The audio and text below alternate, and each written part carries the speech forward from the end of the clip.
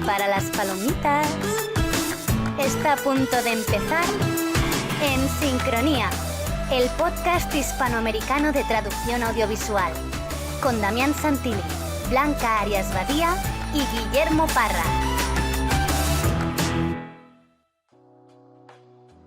Les damos la bienvenida al episodio número 25 de En Sincronía. Soy Damián Santilli y estoy sincronizado desde Buenos Aires, Argentina, con Blanca Arias Badía en Barcelona y Guillermo Parra en Menorca. Hola, Blanca.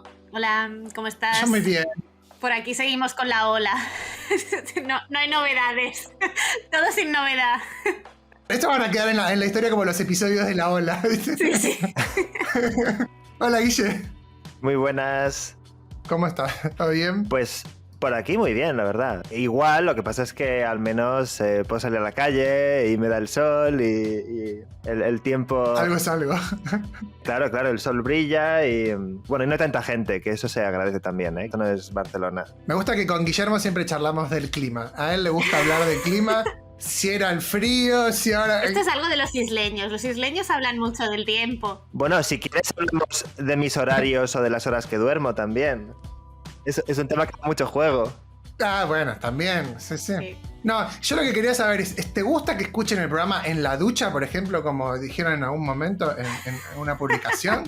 A mí, yo no censuro a nadie. A mí que nos escuchen donde les apetezca y donde les vaya bien, por supuesto. Tendríamos que hacer un par de recomendaciones de en qué lugares es mejor escuchar el programa, ¿no? Yo creo que en la ducha, a veces, si tenés que tomar nota de algo, se hace difícil, pero es un buen lugar. Es un buen lugar. Claro. Hombre, conduciendo también es peligroso de tomar nota de algo. Mejor que nadie que nos escuche conduciendo tome nota, por favor. Claro. Bueno, hoy tenemos un programa muy interesante, pero antes de avanzar, como siempre, tenemos que contarles acerca de nuestro patrocinador, la mejor herramienta en línea para creación, traducción y edición de subtítulos y de closed caption para todos los idiomas. Tiene una interfaz web muy intuitiva y fácil de usar que nos permite trabajar como profesionales de la manera más sencilla. Pueden ingresar en una.net para probar el software gratis durante 4 semanas, todas las aplicaciones gratis durante 4 semanas y mejorar su productividad y empezar a trabajar como profesionales hoy mismo. Y en el episodio de hoy vamos a hablar de humor y también de investigación y docencia en traducción audiovisual con Juan José Martínez Sierra. Juan José Martínez Sierra es profesor titular de universidad del Departamento de Filología Inglesa y Alemana de la Universidad de Valencia, donde imparte clases de traducción escrita y audiovisual, comunicación intercultural y lengua inglesa. Bueno, tiene una licenciatura en Filología Inglesa, un máster en comunicación intercultural de la Universidad de Maryland en el 2001 y un doctorado en traducción sobre el cual vamos a hablar un poquito en la primera parte del episodio de hoy.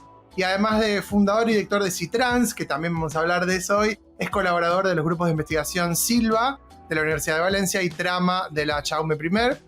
Y el episodio de hoy va a estar muy variado y para distintos públicos. Vamos a empezar hablando un poquito de humor en traducción audiovisual, pero también después vamos a hablar bastante sobre docencia, sobre formación, sobre la carrera, bueno, un montón de temas que esperamos que les guste a todo el mundo. Y como siempre, vamos a tener nuestras secciones. Hoy vamos a comenzar con minutos divulgativos, Blanca.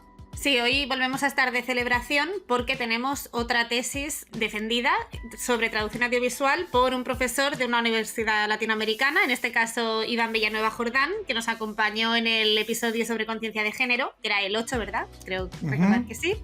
Bueno, estuvo con María López Pérez de Heredia y con Eva Espasa, así que os animamos a todos a escuchar ese capítulo si os interesa.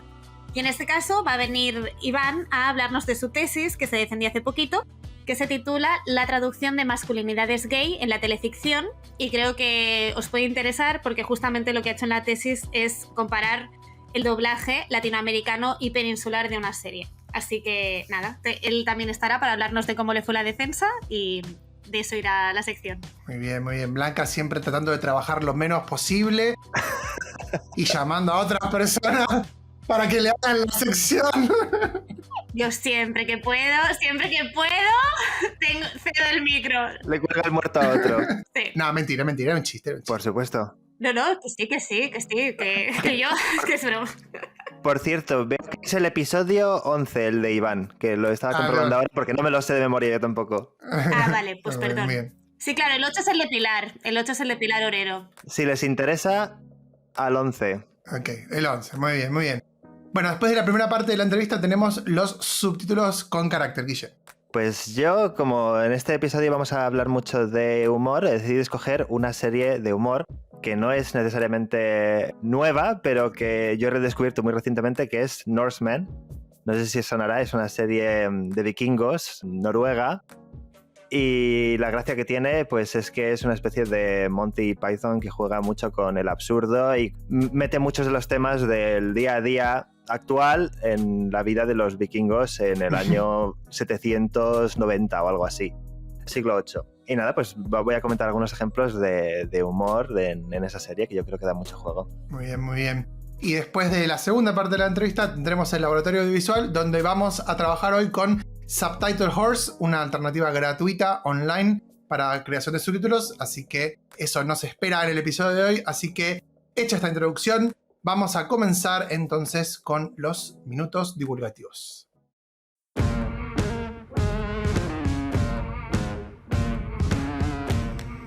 En este podcast no nos gusta que la investigación sobre traducción audiovisual y accesibilidad se quede guardada en un cajón.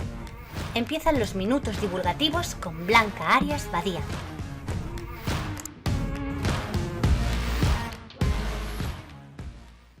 Hola, os contaba en la introducción que estamos de celebración. Tenemos tesis doctoral de traducción audiovisual nueva, leída por una persona que trabaja al otro lado del Atlántico en la Universidad de Ciencias Aplicadas de Perú, Iván Villanueva Jordán, pero leída a este lado del Atlántico en la Universidad Jaume I y dirigida por el profesor Frederic Jaume. En este caso, la tesis de Iván Villanueva pretendía analizar la construcción de las masculinidades gay de los personajes de la serie Looking, tanto en el texto de partida de la serie como en las versiones dobladas para Latinoamérica y para España. Y como es imposible hacer justicia a esta maravilla de tesis en una sección tan cortita como los minutos divulgativos, voy a decir solo un par de cosas sobre la tesis. La primera es que a todas las personas que ahora estén haciendo una tesis de traducción audiovisual que incluya análisis multimodal, les recomiendo que echen un vistazo a la explicación que hace Iván Villanueva del diseño metodológico de su tesis, porque es muy claro y es muy transparente. Eso es algo imprescindible y es lo que hace que una tesis sea especialmente útil, porque facilita su replicabilidad en estudios futuros. Para que os hagáis una idea del tipo de análisis que ha llevado a cabo Iván, os voy a leer uno de los ejemplos que comenta. En este caso,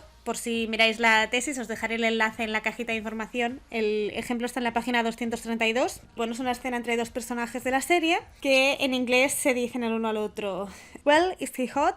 La respuesta es: "Is Gabe hot? He's a little portly, which is not an insult." El primer personaje responde: "Oh my god, you're such a bitch." Y de nuevo el otro personaje dice: "No, he's very sweet guy, he's just slightly round." La traducción para Latinoamérica de este fragmento fue: "Bueno, está bueno. ¿Quién? Gabe es algo corpulento, lo cual no es un insulto." La respuesta es: "Cielos, eres una perra." Y después: "No, es un chico muy lindo, solo que con redondez." Y en español peninsular: "Está bueno, ¿te refieres a Gabe? Es un poco fondón y no es un insulto. ¿Cómo que no? Qué cabronazo, es un tío muy tierno, solo que con barriguita." Sobre este ejemplo, Iván detecta como algunos elementos que indexan la conversación en un registro femenino, como por ejemplo ese uso del "oh my god", que se podría considerar femenino o afeminado, se convierte en el español peninsular en un "como que no", que sirve de conector conversacional con lo que ha venido antes, ¿no? Ha dicho "y no es un insulto", y el otro personaje dice "como que no", en lugar de usar esa expresión, ¿no? "Oh my god". Y luego por otra parte, por ejemplo, la palabra bitch, que en español de Latinoamérica acaba siendo perra, en español es cabronazo, ¿no? Que no está para nada marcada en un tono femenino en español peninsular. En este ejemplo, él habla además pues, de la seriedad de los personajes en el tono y la calidad de la voz, habla de la gestualidad, del montaje, de cómo hay planos de los personajes riéndose, y es un análisis que tiene en cuenta todos los elementos del texto audiovisual y que os invito a leer. Aunque nos vamos a alargar un poquito en la sección de hoy, os dejo con Iván, que quiero que nos cuente cómo fue la defensa, si hubo alguna pregunta peliaguda del tribunal y lo que él quiera compartir de la tesis. La defensa fue una experiencia muy valiosa. Muchos amigos, amigas me dijeron en días cercanos a la defensa que aprovechara al máximo para celebrar. Creo que fue un momento de muchas emociones y alegría, sobre todo de poder compartir con amigos, amigas, ¿no? Un poco el fin de este trayecto que fue en algunos momentos extenuante. Finalmente, creo que más que una pregunta específica que haya sido compleja, El trabajo previo a la defensa fue elaborar una exposición oral que me permitiera resumir o plantear el argumento que me había tomado más de 400 páginas en elaborar en algo que sea coherente en unos 40 a 45 minutos. La propuesta de la tesis es que cuando un sistema lingüístico alterno al de la lengua fuente se inserta en este complejo que son las imágenes, las representaciones mediante sonidos, las representaciones estéticas, la propuesta estética de un director, de unos actores, el doblaje interlingüístico crea, ¿no?, una nueva capa de significados que apela a los sentidos históricos, culturales de los distintos sistemas receptores. En el caso del español peninsular, el doblaje de esta serie de televisión que trata sobre hombres gays apela sobre todo a un sentido histórico-cultural que hace la versión más local, frente a una versión latinoamericana que, si bien reconstruye muchos momentos, muchos matices del texto fuente, en el fondo se trata de una versión más negociada, que trata de ser más neutral, ¿no?, pero sin dejar de lado algunos matices propios de una cultura gay inmaterial más latinoamericana. En cualquiera de los casos, la versión en inglés, la versión en español para España, la versión en español para Latinoamérica, los doblajes demuestran, ¿no?, que esta identidad gay globalizada en el fondo es una identidad o son un conjunto de identificaciones fracturadas, ¿no?, que coexisten y siempre van a estar en tensión. Muchas gracias, Blanca, y muchas gracias, Iván. Felicitaciones de nuevo. Y aquí estamos ya en nuestro episodio 25 con Juan José Martínez Sierra. Voy a disfrutarlo muchísimo porque Juanjo es un amigo de la casa y es un placer tenerlo con nosotros. Gracias por aceptar esta invitación, Juanjo. Muchísimas gracias al equipo. Yo estoy encantado, es un placer. Me siento honrado de que me hayáis invitado y, bueno, dispuesto a pasar aquí un rato entretenido en vuestra compañía. Tenés que sentirte honrado, la verdad, de estar en este programa, porque son pocos episodios, mucha gente que quiere estar en este... No, mentira, la verdad que... Honrados nosotros, Honrados nosotros, ahí está. Blanca le pone la cuota de humildad que a veces a mí me falta. Bueno, Juanjo, en serio, un placer. Hoy vamos para los que están del otro lado, vamos a llevarlo a Juanjo por un montón de temas, un montón de cosas que él domina y maneja, y que creo que va a ser un episodio que va a ser súper fructífero para todo el mundo que está del otro lado. Pero vamos a comenzar como nos gusta comenzar siempre en el podcast, con un aspecto por ahí más personal, para que la gente conozca al invitado desde otro lugar. Y queremos preguntarte, Juanjo, bueno, ¿cómo fueron tus inicios? ¿Cómo empezó tu interés por la traducción audiovisual? Contanos un poquito de CV, que ya lo dijimos, el CV ya te presentamos. Contanos un poquito más del lado más personal de cómo llegaste hasta hoy. Bueno, yo en realidad empecé mis pasos en un área o en un campo amigo de la traducción, que es el de la filología inglesa. Yo empecé a estudiar en su momento filología inglesa, y bueno, allí teníamos algunas asignaturas de traducción y yo, bueno, me di cuenta de que las disfrutaba especialmente, ¿no? Y ya a partir de ahí, pues empecé a notar que a mí esto de la traducción, pues como que me atraía bastante, ¿no? Y cuando terminé la licenciatura, entonces, no había todavía grados, pues pensé en hacer un doctorado, y ya tuve claro que ese doctorado tenía que ir por la vía de la traducción. Uh-huh.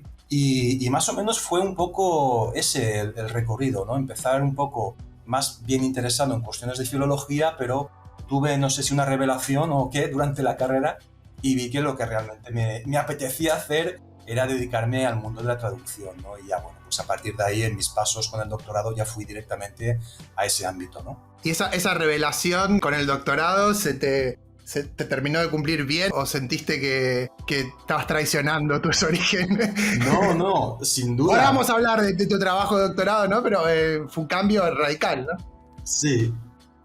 Sí, a ver, no, sin duda me reafirmé, ¿no? Me reafirmé. A ver, yo creo que también los profesores y profesoras que tuve en la licenciatura tuvieron mucho que ver, ¿no? En esa revelación que decíamos antes, ¿no? Porque, a ver, por ejemplo, a mí me dio clases Amparo Hurtado, que es uno de los nombres grandes que tenemos en la traductología, ¿no? También me dio clase Frédéric Chaume, pues qué decir, ¿no? Quieras que no, yo creo que con profesores así es complicado que el gusanillo de la traducción no se despierte, ¿no? Y ya cuando terminé, como digo, la licenciatura, pues me decidí por el doctorado y la tesis doctoral pues busqué como director de tesis a Fede, a Frederic Chaume. Y lógicamente con un director como Fede no te puedes arrepentir de hacer esa tesis, te lo puedo asegurar. Ahora nos metemos, pero te pregunto como para cerrar esta etapa de introducción, ¿y coqueteaste en algún momento con la parte laboral del mundo de la traducción o siempre supiste que lo académico era lo tuyo? Sí. De hecho, yo tuve unos 3-4 años un poco de experimentar, de probar otras cosas, laboralmente hablando. Por ejemplo, yo bueno, si no es laboralmente también es válido, por supuesto. Estuve como cerca de 3 años. Tienes que contar eso. Antes de entrar en el currículum nos cuentas esa parte también. Sí, también. Hemos tenido invitados como Sherezade que han hecho traducción erótica, entonces hay que estamos especificar. Abiertos a todo tipo de experiencias lo mío fue más aburrido que eso, sí. No, yo estuve cerca de 4 años en la empresa privada, en el mundo de la empresa privada.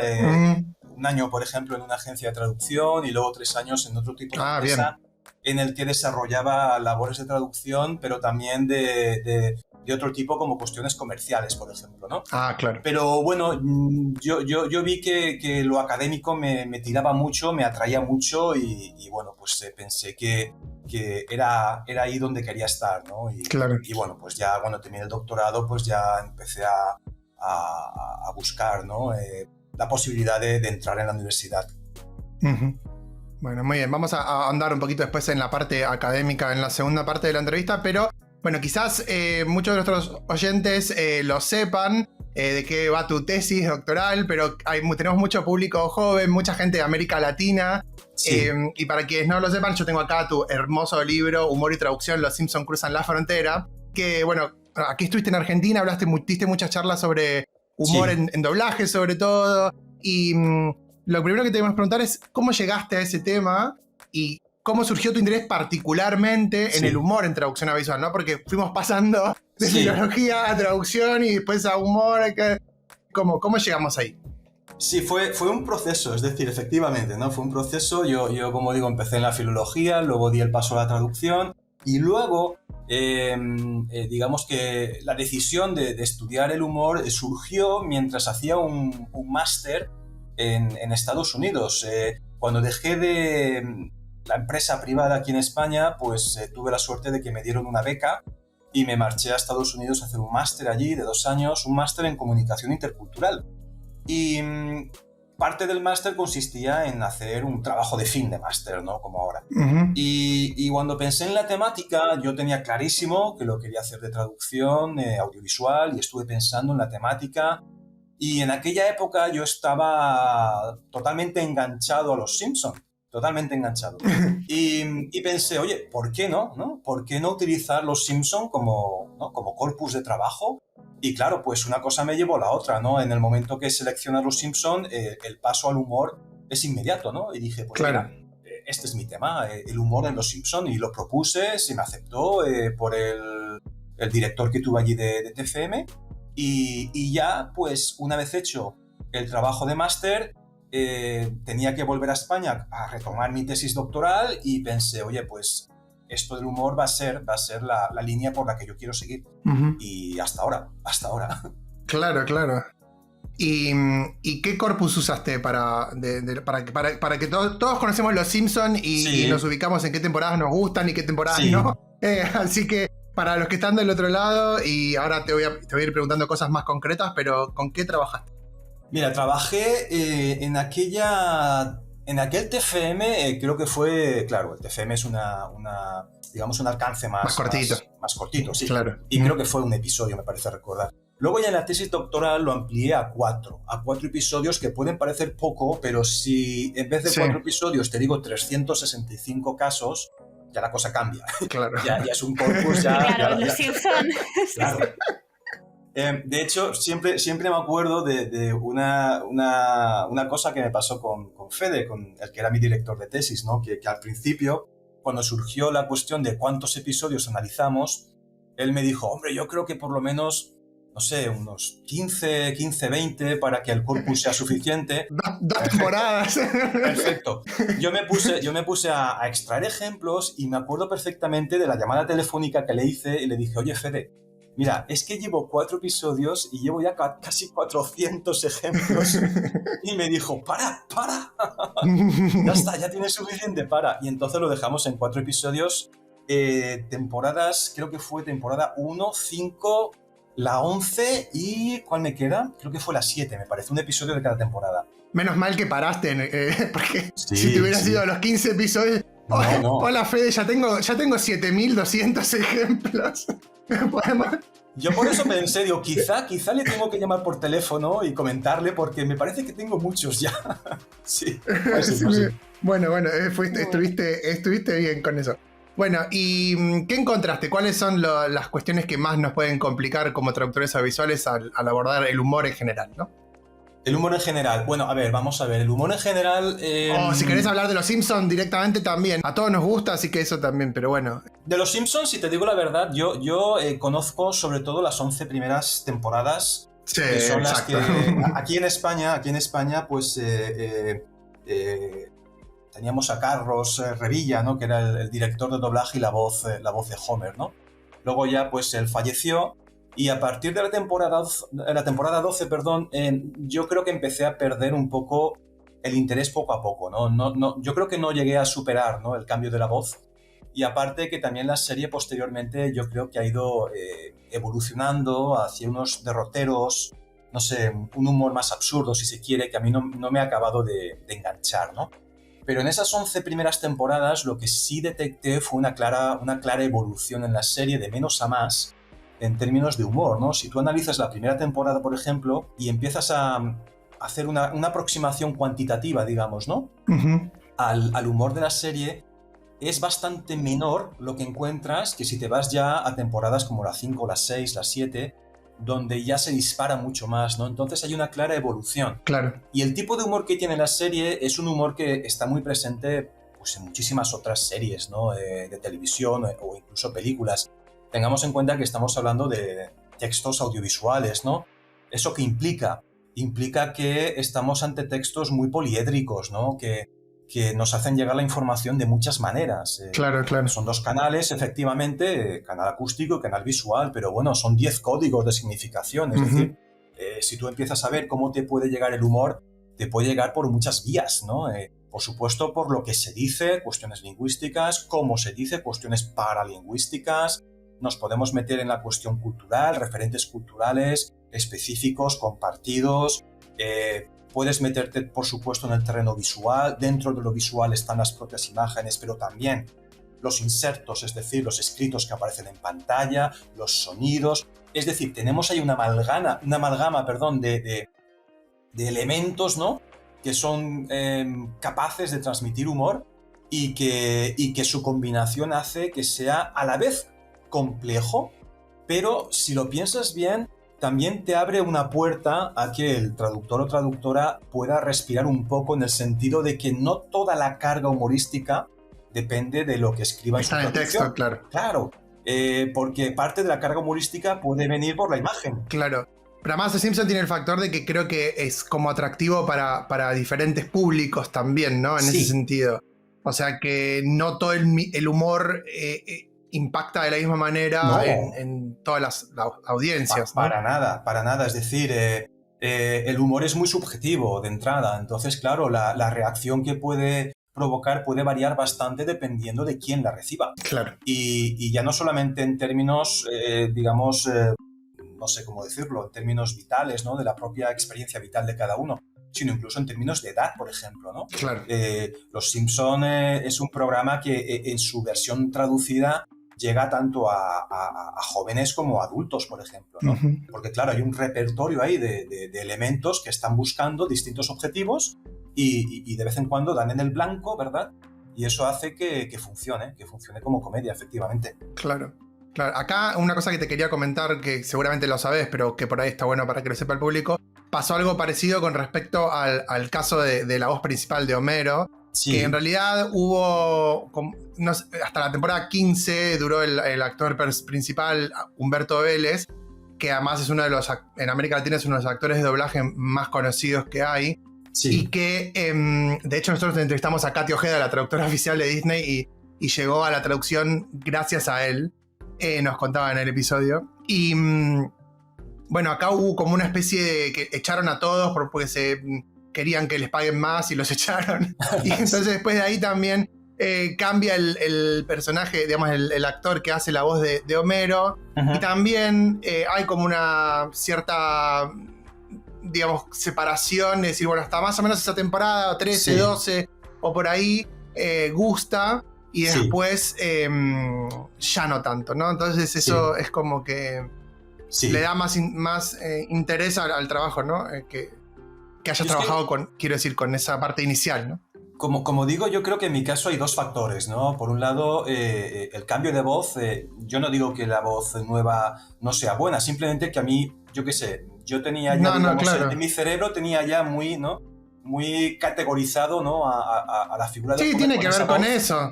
Y ya me costó aceptar otra voz, ¿no? Y luego está, ya te digo, la propia evolución de la serie, que son ya, ¿cuánto lleva? 30 años, yo qué sé, una barbaridad. No, claro. Al final, los últimos 10 años, los episodios los ves y dices, ya no saben qué hacer, ¿no? Es como que se les acaban las ideas, ¿no? Yo creo que también han intentado emular un poco a otras series, no sé si como Padre de Familia, ¿no? Donde el absurdo está muy presente, pero claro, el absurdo no está en el ADN original de los Simpsons, ¿no? Es un añadido después que a mí pues no me ha terminado de enganchar. Pero es una cosa totalmente personal, ¿eh? Ya te digo que seguro, bueno, los datos están ahí, sí, ¿no? Obvio. La audiencia sigue siendo tremenda, sí. Sí. ¿Guille? Sí, yo tengo un par de curiosidades sobre esto que comentas de los Simpsons. Sí. ¿Tú crees que la evolución del humor también ha ido a la par con la sociedad? En el sentido de que hay cierto tipo de humor que a lo mejor detectarías en tu tesis que hoy en día no se podría hacer. La pregunta. Es buena pregunta. A la vez complicada, ¿eh? Complicada, no por difícil, sino yo creo que por sensible o delicada, para evitar el calco, ¿no? Una pregunta delicada, ¿por qué? Yo creo que en los últimos años se ha construido una serie de murallas, ¿no? Alrededor del humor que de alguna manera limitan su libre funcionamiento, ¿no? Y por tanto su libre traducción, ¿no? Es decir, posiblemente tengamos ahora los mismos tipos de humor que hace 10 años, por ejemplo, con mayor o menor presencia, ¿no? Según el tipo, pero lo cierto es que quizá no todos esos tipos de humor puedan seguir funcionando de la misma manera que lo hacían hace, pues una década, por ejemplo, ¿no? El caso concreto de los Simpson lo desconozco más porque ya te digo que las últimas temporadas no las he seguido, he visto algún episodio suelto y me resulta más complicado pronunciarme, pero sí que en otro tipo de productos sí que he visto que de alguna manera, pues bueno, la corrección política, ¿no? Que se ha instaurado en España, pues tiene una serie de consecuencias, ¿no? Por lo tanto, yo no sé si hablaría de un cambio desde el punto de vista traductológico, pero sí que de un cambio desde el punto de vista social. Eso sí que lo tengo bastante claro. No sé si era por ahí donde iba la pregunta. Sí. Bueno, es que me hace pensar en un especial que hubo ahora en fin de año de José Mota, el que hace todos los años, bueno, por poner el contexto, para los oyentes latinoamericanos, José Mota, pues todos los años, por fin de año, hace un especial. Hace tiempo tenía el programa Cruz y Raya. Sí. Y este año, yo no lo veo casi nunca, pero este año dio la casualidad de que lo vi y había un gag o un sketch que él tenía. El chiste en sí no era hacer humor sobre un tema súper polémico, como puede ser el tema del género, sino él dice que va a hacer un chiste y el chiste va sobre es como un metachiste, sobre el hecho de que se está metiendo en un berenjenal, pero sin hacer ningún chiste, ninguna referencia directa al género, ¿no? Entonces esto me da a entender pues que hay determinados temas que como son más delicados, como comentabas, pues ya no se pueden tratar en humor abiertamente, a no ser que pues le den muchas vueltas, y eso lleva a lo mejor a que series como Los Simpson pues tiendan más al absurdo. Sí, a ver, por ejemplo, sabemos que el actor que pone la voz al personaje de Apu es Apu, ¿no? Sí. El personaje del Badulaque, ¿no? Aquí en España, ¿no? Del Quickie Mark, ¿no? el actor que pone la voz al personaje creo que llegó a pedir disculpas por haber contribuido, Sí. ¿no? al estereotipo del personaje y tal. O sea que claramente hay un movimiento al respecto, ¿no? Y imagino, esto es mera suposición, que como dices, Guillermo, posiblemente las propias tramas de la serie se hayan visto afectadas por este tipo de consideraciones. No tengo la seguridad, pero no me extrañaría nada. No sé, es un poco el signo de los tiempos, si lo pensamos, ¿no? En todo caso, a ver, con esto del humor, mira, yo creo que este debate alrededor, ¿no? de si todo el humor es posible o no es posible, o hay que poner fronteras y tal. Yo creo que una manera de superarlo es dándole un contexto al humor. Es decir, a lo mejor un chiste que se cuenta, fuera de todo contexto, de manera inesperada, pues puede ser recibido de manera negativa, ¿no? Pero si, por ejemplo, ese mismo chiste yo lo escucho dentro del contexto, por ejemplo, de una actuación, yo voy al teatro a ver a un cómico, por ejemplo, ¿no? Y yo sé que voy a estar hora y media escuchando todo tipo de chistes y dependiendo del cómico, algunos ciertamente fuertes, ofensivos, llámalo como quieras, ¿no? Pero ese contexto, esa hora y media, de alguna manera, yo creo que de alguna manera actúa como garantía de que ese humorista pues puede decir lo que le dé la gana y yo como público no tengo derecho a ofenderme. Ujú. ¿Por qué? Porque he ido voluntariamente, ¿no? He pagado mi entrada y estoy viéndolo y sé que durante hora y media pues va a pasar lo que vaya a pasar, ¿de acuerdo? Entonces, claro, yo creo que ese contexto es importante, ¿no? A la hora de diferenciar aquello de si todo vale en el humor o no, ¿de acuerdo? Bueno, yo creo que también hay que apelar un poco al grado de sentido común que todos tenemos, ¿no? Pero como digo, la idea del contexto yo creo que ayuda bastante, ¿no?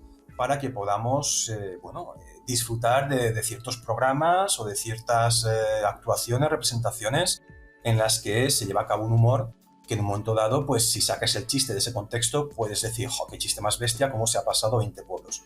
No sé si me explico lo que trato de decir. Igual aún así hay muchos cómicos de stand-up y eso que los cancelaron.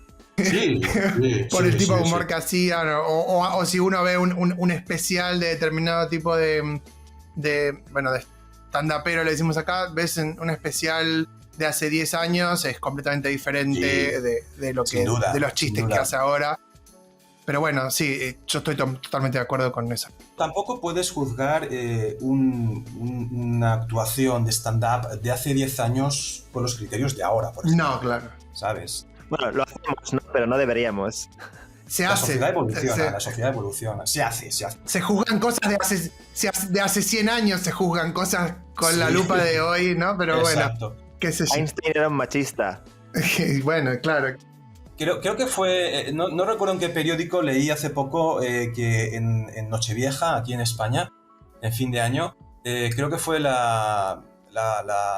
primer canal de la televisión española, emitió un programa que de alguna manera como que recogía fragmentos de gags, de actuaciones de hace, pues eso, no sé cuántos años, 10, 12, 15, los que haga, ¿no? El programa creo que se titulaba algo así como ¿Y ahora quién se ríe? O algo así, me parece recordar, ¿no? Y yo la verdad es que no vi el programa, ¿no? Pero viendo lo que decía la noticia, pues no acabé de ver la intención o el sentido. Es decir, está claro que si tú coges una actuación de hace 15 años y la valoras con los criterios de ahora, pues vas a decir, oye, pues es total. Pero es que no sé el sentido que eso puede tener, sinceramente. Claro. ¿Guillén? A nivel de traducción, yo creo que lo que sí es importante, y hay algunos clientes que tienen guías y lo especifican, es importante que el traductor no meta la pata añadiendo cosas que no hay. Uh-huh. Añadiendo a lo mejor... porque claro, si el chiste de por sí es machista o es racista o lo que sea, pues claro, uno pues lo traduce como le viene, ¿no? Pero sí que es verdad que a veces... por buscar naturalidad podemos llegar a utilizar expresiones que tienen detrás un pozo, un significado que a lo mejor no tenía el original y nos suelen avisar, nos suelen advertir que no metamos la pata con eso. Aunque en Los Simpson precisamente es muy famoso el ejemplo ¿no? De María José Aguirre de Cárcer del Paloca tu calva, que la traducción es mucho más, digamos, transgresora que lo que dice el guión. Justamente lo dice o sea, se lo dicen a Homer en el... ¿Sabéis qué capítulo digo? No, yo sé no lo Uno- conozco. No, ahora mismo no. Pues en Twitter se convirtió esto en una frase famosa y sale de un doblaje de María José. Y justamente es mucho más atrevida, digamos, su traducción que lo que se oye en el capítulo. Es que ahora no me acuerdo exactamente de qué dicen, Ujú. pero bueno, pues ya Bueno, lo me imagino que buscaréis. siempre se puede preguntar, ¿no? Cuando vas a poner algo así. Sí, sí, sí. Y Juanjo, ¿vos qué opinarías del proceso inverso de lo que estamos comentando? O sea, de censurar, entre comillas, en la traducción ciertas cosas. ¿Crees que puede ser, por ejemplo, viable, suponete, si vos tenés que hacer, suponete este caso, vos tenés que hacer una traducción para una plataforma de streaming sobre un video de hace 15 años, ¿no? O sea, tenemos ese caso. ¿Qué haces con los chistes? Y por otro lado, al revés, algo de ahora que por ahí tenga un chiste ofensivo, pero que en la traducción se busque hacer como una especie de traducción activista, por así decirlo, y censurar ciertas cosas. ¿Cómo ves esas posturas? Es complicado, digamos, dar un razonamiento que sea válido para todas las situaciones, ¿no? Porque No, claro. lo sabemos perfectamente, ¿no? Cada traducción es casi un mundo, ¿no? Empezando por lo que acabas de comentar, Damián. Yo siempre he pensado que, y aquí siempre hago la salvedad de que, al fin y al cabo, como dice Guillermo, la última palabra la va a tener el cliente, ¿no? El cliente es el que nos puede decir, ¿no? O en una guía de estilo o de cualquier otra manera, hasta qué punto quiere que algo, pues, que era, digamos, ofensivo en el original, siga siendo ofensivo en la traducción. Yo entiendo también que a veces se rebaja el nivel de ofensa, digamos, por cuestiones comerciales. Por ejemplo, una película, ¿no?, que llega a España y está pensada para mayores de 18 años, a lo mejor, si se hace una traducción que suavice el lenguaje, pues puede ser válida para mayores de, yo qué sé, 16 años, ¿no? Eso amplía, digamos, el volumen de público que puede ir al cine a verla. Yo entiendo que eso se haga por motivos comerciales, por llevar a más gente a la sala. Claro. Pero, desde el punto de vista de la traducción, estrictamente hablando, yo pienso que si algo es ofensivo en el original, tiene que seguir siendo ofensivo en la traducción, ¿de acuerdo? Salvo, insisto, que el cliente me diga lo contrario. Claro. ¿Por qué? Yo soy mucho de funciones y de efectos, ¿no? Entonces, si la función ha de ser la misma, entonces, ¿por qué tengo yo que rebajarla? Es decir, ¿por qué tengo yo que rebajar, digamos, esa carga ofensiva para que el efecto sea distinto? Otra cosa es lo que tú decías, traducciones que busquen, digamos, visibilizar o de alguna manera promover algún cierto tipo de activismo, que ahí estamos, yo creo, en otro escenario, ¿no? Claro. Pero en un escenario puramente traductológico, si una película es, por decirlo de una manera directa, bestia en el original, ¿por qué tengo que suavizarla? ¿Por qué tengo yo que ser paternalista, ¿no? Y decir, ay, no, que se me van a ofender. Bueno, si se ofende el público, a lo mejor la película busca eso, busca ofender precisamente, ¿no? Claro, Y a lo mejor busca también promover ciertos tipos de pensamientos exponiendo una cierta realidad, ¿no? Entonces, claro, ya digo, bajo mi punto de vista no soy especialmente partidario de rebajar cosas. Que sea el espectador el que juzgue, ¿no? El otro día precisamente lo comentaba en una clase que estaba dando, ¿no? Yo creo que como traductores tenemos que ser también humildes, es decir... Traductor humilde, qué difícil es. Ya, no pega, no, ya lo sé. Pero ahora te digo por qué. En los últimos tiempos yo creo que se está potenciando mucho la idea de que somos creadores. Para nada. Yo no creo que seamos creadores. Yo creo que somos transmisores.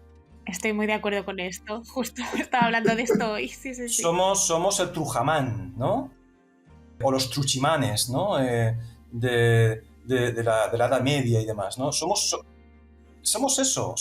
Entonces, en ese afán, ¿no?, que comentaba Guillermo, ¿no?, de otorgar naturalidad al texto, yo creo que a veces confundimos naturalidad con esa supuesta creatividad, ¿de acuerdo? Y yo a veces veo traducciones que sinceramente no me cuadran porque se han tomado una serie de licencias que creo que no están justificadas, ¿no? Y que no responden a la naturalidad. Yo creo que responden más bien a otro tipo de cosas. No sé si dejar una impronta personal o lo que sea, o destacar por ser el más creativo, no lo sé. Yo en ese sentido soy iba a decir más purista, no sé si la palabra es purista, ¿no? Pero yo creo sinceramente que somos transmisores, ¿no? Claro. Y si el original tiene comedia y tenemos que transmitir la comedia, pues hagámoslo de la manera en la que está pensada en el original, insisto, salvo que se me diga lo contrario. Bueno, es que yo creo que precisamente para ser coherente hay que ser muy creativo. O sea, que la creatividad bien buscada es lo adecuado, digamos, ¿no? Lo que nos gusta. ¿Pero qué es la creatividad? Pero eso es lo que debería ser la creatividad en traducción. Pero Blanca, ¿qué es la creatividad? Defíneme creatividad. Porque igual tenemos conceptos distintos de lo que es la creatividad. No. Yo estaba intentando darte la razón, ¿eh? Pero no sé si me he explicado. Sí, no, pero yo estoy abundando en la palabra creatividad. Ah, vale. ¿No? O sea, creatividad significa adaptar, ¿eso es creatividad? Facultad de crear, según el diccionario. Facultad de Gran crear. definición, muy útil. Facultad de crear, ¿no? Sí, hay quien dice que ni siquiera los escritores originales crean hoy en día, que está todo ya creado. O sea, que imagínate los traductores, que vamos después, ¿no? La creatividad, si la entendemos como la aplicación de un enfoque en el que haga mucha adaptación, yo creo que nos estamos equivocando, ¿no? Porque eso simplemente es la aplicación de una técnica. No, lo que hay que crear es una traducción, no crear un texto original nuevo. Ya, pero quiere decir que en muchas ocasiones se confunde crear con adaptar. Eso es lo que quiere decir, ¿no? Claro. Traducción creativa, es que adapto mucho. No, si adaptas mucho es porque estás aplicando una técnica de traducción que se llama adaptación, que ya va inventada hace mucho tiempo. Quiero decirte que no has inventado nada nuevo, estás simplemente traduciendo y por tanto estás transmitiendo. Esa es más o menos la forma en la que yo lo veo, ¿no? Hay gente que me hace mucha gracia que dice, es que a mí me gusta más así. Y yo pienso, vale, ya, bueno, pero es otro texto. O sea, sí. que está bien que sea otro texto, porque al final tienes, bueno, por ejemplo, en la literaria, ¿no? Eres el autor, ¿no? De pleno derecho del texto. Pero claro, es eso, o sea, no se trata de inventarse. Pero el autor de la traducción, no el autor del nuevo libro. Exacto. Exacto, Damián, exacto, tú lo has dicho, el autor de la traducción. Sí, nada, estamos de acuerdo todos. El autor de la traducción, eso es, Damián, exactamente, sí, así es. Juanjo, para ir cerrando un poco la parte esta de humor, que igual evidentemente da para 2 o 3 programas, porque quedamos mucho, pero bueno, vos por ejemplo, una de las cosas que marcás en tu trabajo es la dificultad de la traducción puntualmente de chistes, ¿no?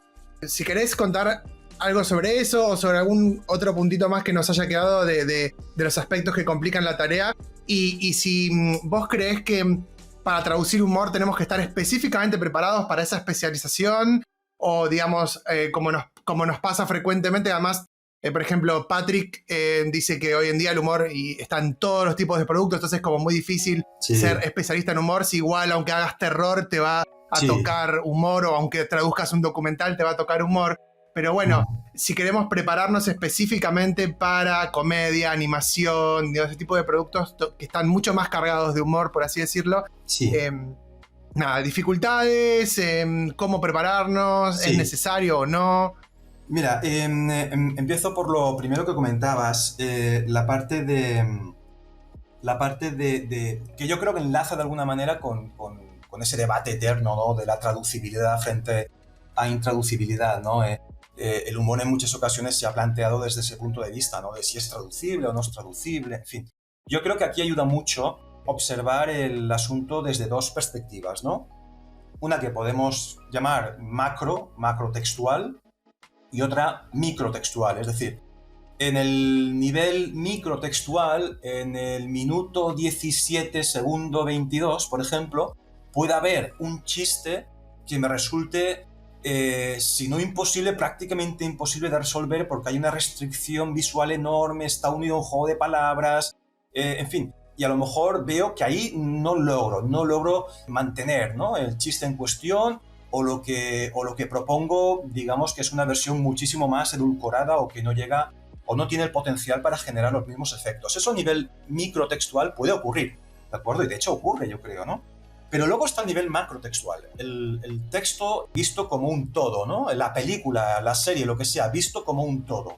Desde ese punto de vista, aunque yo haya perdido 2, 3 chistes, los que sea, porque ha sido imposible, por ejemplo, el humor sigue estando presente porque a lo mejor he conseguido aguantar o retener 34 chistes más, ¿me explico? Claro. Entonces, claro, desde el punto de vista macrotextual, pues claro que es traducible el humor, ¿no? Y tenemos evidencias contables, ¿no? No hace falta más que ver pues los índices de audiencia de los programas o la taquilla, ¿no? De las comedias. Si no fueran graciosas, la gente no iría a verlas, ¿no? ¿Qué sentido tendría, no? Claro, claro. Y respecto a la preparación, a ver, realmente muchos de los problemas que encontramos en la traducción del humor los encontramos también en otro tipo de cuestiones.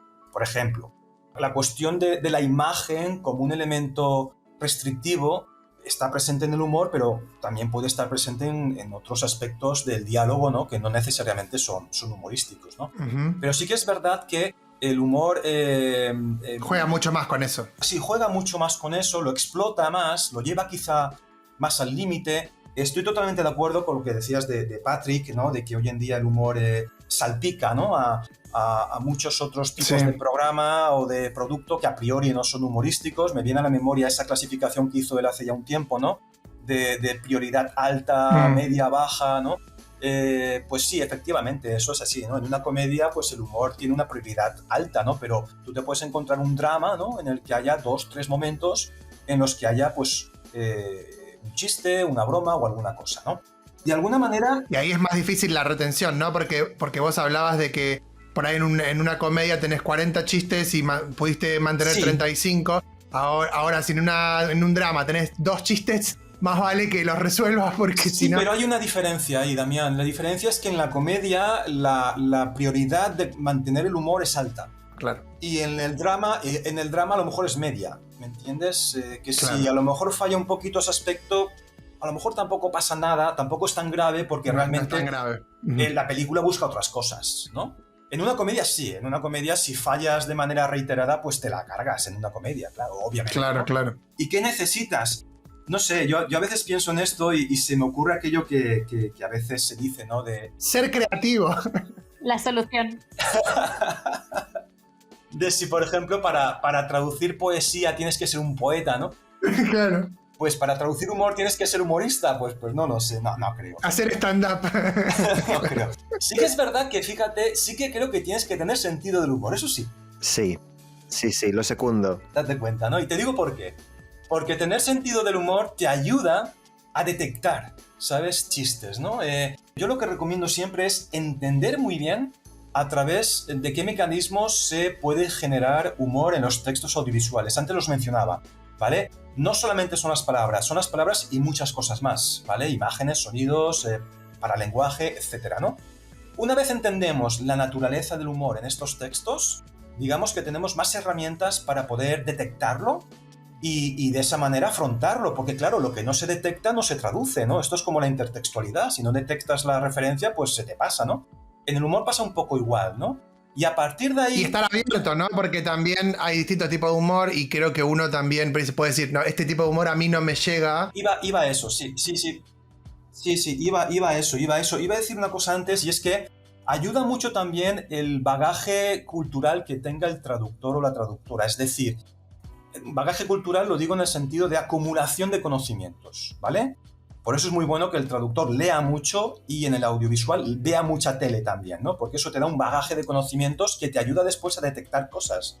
Porque a veces el humor está muy escondido, es muy sutil, ¿no? Y no es tan fácil de captar, ¿no? Y luego lo que tú decías, efectivamente, ¿no? Tener una mentalidad abierta. Yo, cada vez que doy una clase sobre estas cosas, siempre digo lo mismo. Tienes que estar preparado para traducir humor, aunque ese humor a ti no te guste, o no te parezca gracioso, o incluso te moleste. Claro, claro. Yo, sinceramente... O te choque. Yo, sinceramente, veo mucho más honrado que si, por ejemplo, imagínate, te dan la traducción de una película de estas que son totalmente ofensivas, con chistes de estos racistas o lo que queramos, sexistas, ¿de acuerdo? Escatológicos. Yo veo más honrado que si no vas a estar a gusto con esa traducción digas, mire, no la acepto, no la quiero, a que la aceptes y la intentes suavizar. ¿De acuerdo? Esto enlaza con lo que decíamos antes. Otra cosa es que el cliente te diga, oye, esto me lo suavizas. Tiramillas, ¿no? Pero si el cliente no te lo dice, yo, como decía antes, yo creo que la película tiene que seguir siendo igual de bestia en su versión traducida. Y si eso supone que vas a pasar un mal rato, pues oye, no lo aceptes, no lo aceptes. Vete a otro encargo y ese déjalo pasar. No lo hagas. ¿Guille? Sí, eso que mencionas de que hay que saber detallar el humor me ha hecho pensar en un ejemplo que es una película que tuve que traducir en la que había un momento en que un personaje está fumando y parece que no tiene mucha relevancia porque no hay ni siquiera hay diálogo. Y de fondo hay un cartel que pone no smoking, ¿no? Sí. Entonces, claro, ni siquiera es un plano, porque si es un plano detalle es evidente que hay que subtitular el inserto, cartel, sí. ¿no? Pero Sí, está ahí de fondo y cuando lo vi fue como, pero claro, esto es humor contextual, esto, quiero decir, es gracioso y caracteriza al personaje y demás. Y ahí añadí el subtítulo pese a que no estaba. O sea, porque muchas veces trabajamos con plantillas y dices, bueno, la plantilla va a misa. Pues no, también hay que cuestionarlo un poco. Correcto. Y es un caso en el que, bueno, no hay risas enlatadas, no hay ningún tipo de señal, simplemente ves lo que está haciendo y dices, a ver, esto no tiene sentido. Ahí tenías una comunión, digamos, entre un elemento visual, que era el personaje fumando, y un elemento gráfico, que era ese inserto, que era el cartel de no fumar, ¿no? Y la unión de los dos, yo creo que hiciste muy bien, ¿no? Poniendo el subtítulo, porque uno necesita del otro, ¿de acuerdo? Para que esa escena, ese momento funcione, ¿no? Y yo creo que si el espectador se veía privado, ¿no? Del cartel, el chiste peligraba, con lo cual yo creo que hiciste muy bien en poner ese subtítulo, exactamente, a eso me refiero, ¿no? A saber detectar dónde puede estar, y en este caso te venía, fíjate, por un cartel en la pared. Yo creo que tenemos que hacer un especial de humor con Juanjo, Patrick, y no sé, vamos a seguir sumando gente para invitar, porque la verdad que es un tema que da para muchísimo, pero tenemos que hacer el corte del episodio aquí en el medio. Vamos a pasar a los subtítulos con carácter y al regreso seguimos charlando con Juan José Martínez Sierra.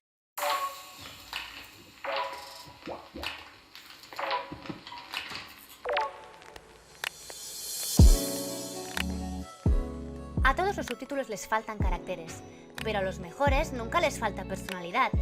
¿Qué los hace tan especiales? Quédate y descúbrelo con Guillermo Parra. Bienvenido a Subtítulos con Carácter. Saludos, curiosos y amantes de los subtítulos. Hoy voy a hablaros de la serie Norseman, que es una serie noruega del año 2016 que tiene 3 temporadas y está en Netflix, aunque yo creo que quizá no ha tenido el impacto que podría haber tenido porque no está doblada, solo se puede ver subtitulada. No está en noruego, está en un inglés con un marcado acento nórdico y tiene un sentido del humor muy ingenioso y a la vez absurdo que yo creo que podría compararse al de Monty Python, por ejemplo, o incluso, por utilizar un referente más moderno, al de The Office, solo que trasladando las problemáticas y los conflictos de la sociedad de hoy en día a una aldea vikinga del siglo VIII. En esta aldea llamada Nordheim se habla un inglés muy particular porque tiene rasgos del noruego, pero también tiene referentes culturales compartidos que evocan, al menos superficialmente, a los vikingos, ¿no? Entonces, por poner un ejemplo, cada vez que mencionan un dios lo reemplazan por una referencia a Odín, a Thor o a Loki, ¿no? Entonces dicen Holy Loki, in Loki's name, Loki knows who those guys are, o by Thor and Odin. Esto se resuelve de forma bastante sencilla en la traducción, simplemente reemplazando la palabra dios por Loki, Thor, Odín o el dios que corresponda. Entonces dicen por Loki, en nombre de Loki, sabe Loki quiénes son, o por Thor y Odín. También les gusta mucho utilizar expresiones o refranes donde meten la palabra runa un poco con calzador para hacer referencia a su cultura. Entonces dicen cosas como That's not runed in stone, en vez de written in stone. Eso no está escrito en runas. O I just want to start with a clean rune stick, en vez de with a clean slate, que en ambas versiones se tradujo como borrón y cuenta nueva, que digo yo, no, borrón y runa nueva, que la gracia está en la runa. Y luego ya directamente hacen referencias descaradas a la actualidad diciendo cosas como It seems like something taken straight out of a crime runestick. Y ese crime runestick realmente es una crime novel, una novela policíaca, solo que cambian la novela por runa.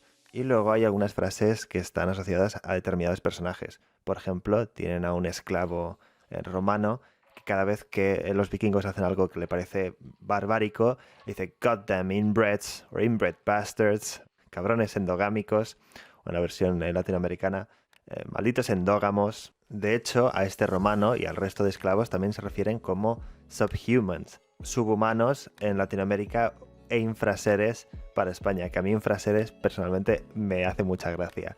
Estos infraseres inmundos. En general, uno de los detalles más llamativos de la serie es que utiliza un lenguaje mucho más moderno, yo diría que incluso anacrónico, de lo que se puede esperar al estar ambientado en el siglo VIII, ¿no? Se escuchan expresiones como We have to agree to disagree, o Don't hate the player, hate the game, que son muy recientes, son algo muy nuevo, y que básicamente justifican diciendo which is something I've just decided to start saying. Me lo acabo de inventar y lo voy a decir, que en realidad es un guiño al público. Y es que los guionistas de esta serie son muy juguetones y de hecho hay momentos en los que hacen todo lo contrario, ¿no? Deciden utilizar un lenguaje deliberadamente arcaico, como en una escena en la que dos de los protagonistas tienen que representar una obra teatral para que no los maten. She loves thee. No, she loves thee. Algo súper intenso. Ese thee reemplaza al you, ¿no? Que en español de España se tradujo con vos. Os quiere. No, os quiere a vos. Y en la versión latinoamericana, ella te ama. No, ella te ama a ti. Que si soy sincero, a mí no me suena arcaico, pero claro, habría que valorar qué otras opciones viables tiene el español neutro para un caso como este. Y hasta aquí el tema de hoy. Recordad que si queréis seguir al tanto de novedades en subtitulación, podéis seguirme tanto en Twitter como en Instagram y estar atentos al hashtag subtítulos con carácter. Gracias por escuchar y hasta el próximo episodio.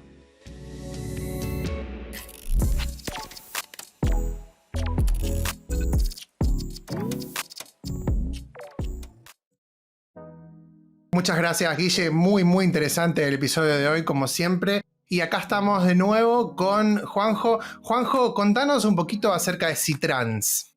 Sí, Citrans es un grupo de investigación, comunicación intercultural y traducción que fundé en el año 2014 y que, bueno, he tenido el placer de dirigir desde entonces, ¿no?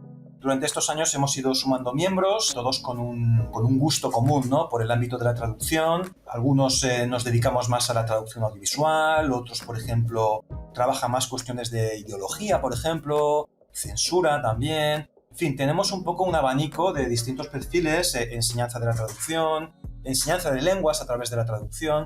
Es decir, tenemos ahí una mezcla de perfiles muy interesantes y básicamente lo que estamos haciendo es colaborar juntos, trabajar juntos, llevar a cabo proyectos, tanto de investigación como de innovación educativa. También organizamos eventos, por ejemplo, anualmente, bueno, hicimos un paréntesis por la pandemia, pero bueno, este año retomamos una jornada que iniciamos hace ya un tiempo y será la 7ª edición, ahora en mayo, por cierto, la tendremos, de traducción audiovisual, en la que, bueno, cada año traemos a distintos perfiles, tanto profesionales como académicos. Y bueno, también estamos dirigiendo distintas tesis doctorales en el seno del grupo, y un poco eso es lo que hacemos. La idea, ya te digo, es trabajar juntos y sacar cosas, aprender los unos de los otros y colaborar, en definitiva. ¿Y ahora qué proyectos tenés en curso? Pues ahora mismo tenemos en marcha un proyecto en el que yo no estoy directamente implicado, pero sí está dirigido por una compañera del grupo, Diana González. También colabora Beatriz Cerezo, que es otra compañera.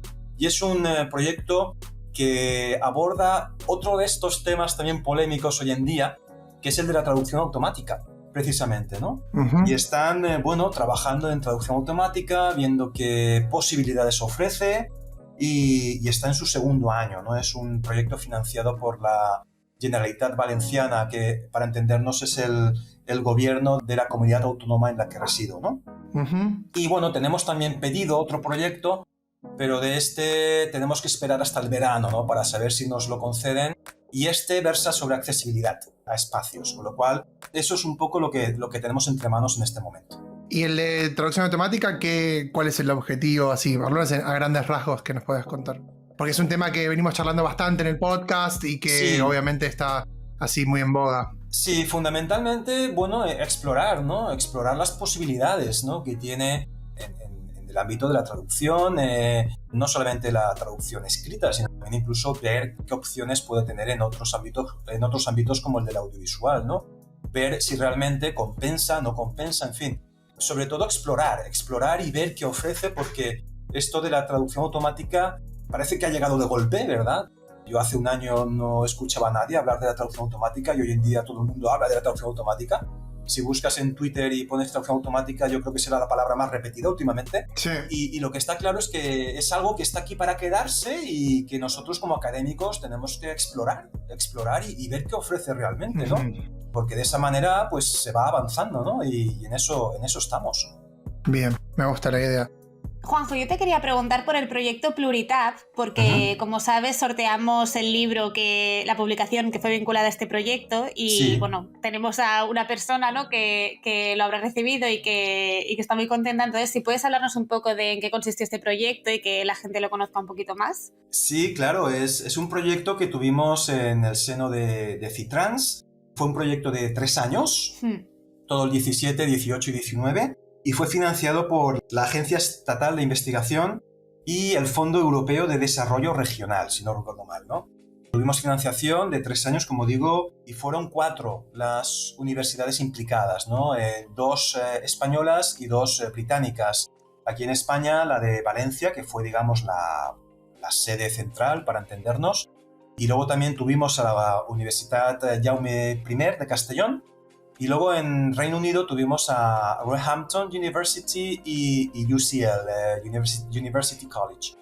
Y bueno, las 4 universidades trabajamos de manera conjunta en un intento de alguna manera de aplicar, ¿no?, uno de estos enfoques más recientes, ¿no?, que hay en la enseñanza de lenguas extranjeras, que es el llamado multilingüe, ¿no? Es un enfoque básicamente en el que se tiene en cuenta pues no solo la lengua que se escucha, sino también el repertorio lingüístico del aula, ¿no?, para entendernos. El proyecto se centró sobre todo en la didáctica, en perfeccionar las lenguas, pero basándonos en este enfoque y recurriendo a un campo que podemos considerar afín de las lenguas extranjeras, como es el de la traducción, en este caso la traducción audiovisual, ¿no? Y a partir de ahí, pues aprender una lengua extranjera, perfeccionar pues, competencias, ¿no?, de las lenguas propias y también desarrollar la conocida como competencia plurilingüe. Básicamente en eso consistió, ¿no? Y en ese libro que mencionabas, que muy amablemente pues, sorteasteis, pues se recoge básicamente todo lo que dio de sí el proyecto, o casi todo.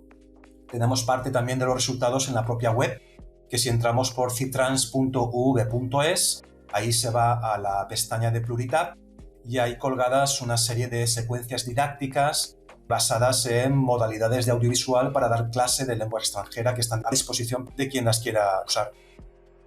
Pues las pondremos en la... Sí, dejamos el enlace. Vídeo, ¿no? Perfecto. Perfecto.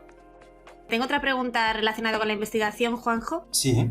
Tú hace justamente 10 años publicaste un libro que se llama Fotografía de la investigación doctoral en traducción audiovisual. Sí. Y ya que te tenemos aquí 10 años después, es muy goloso preguntarte, Sí.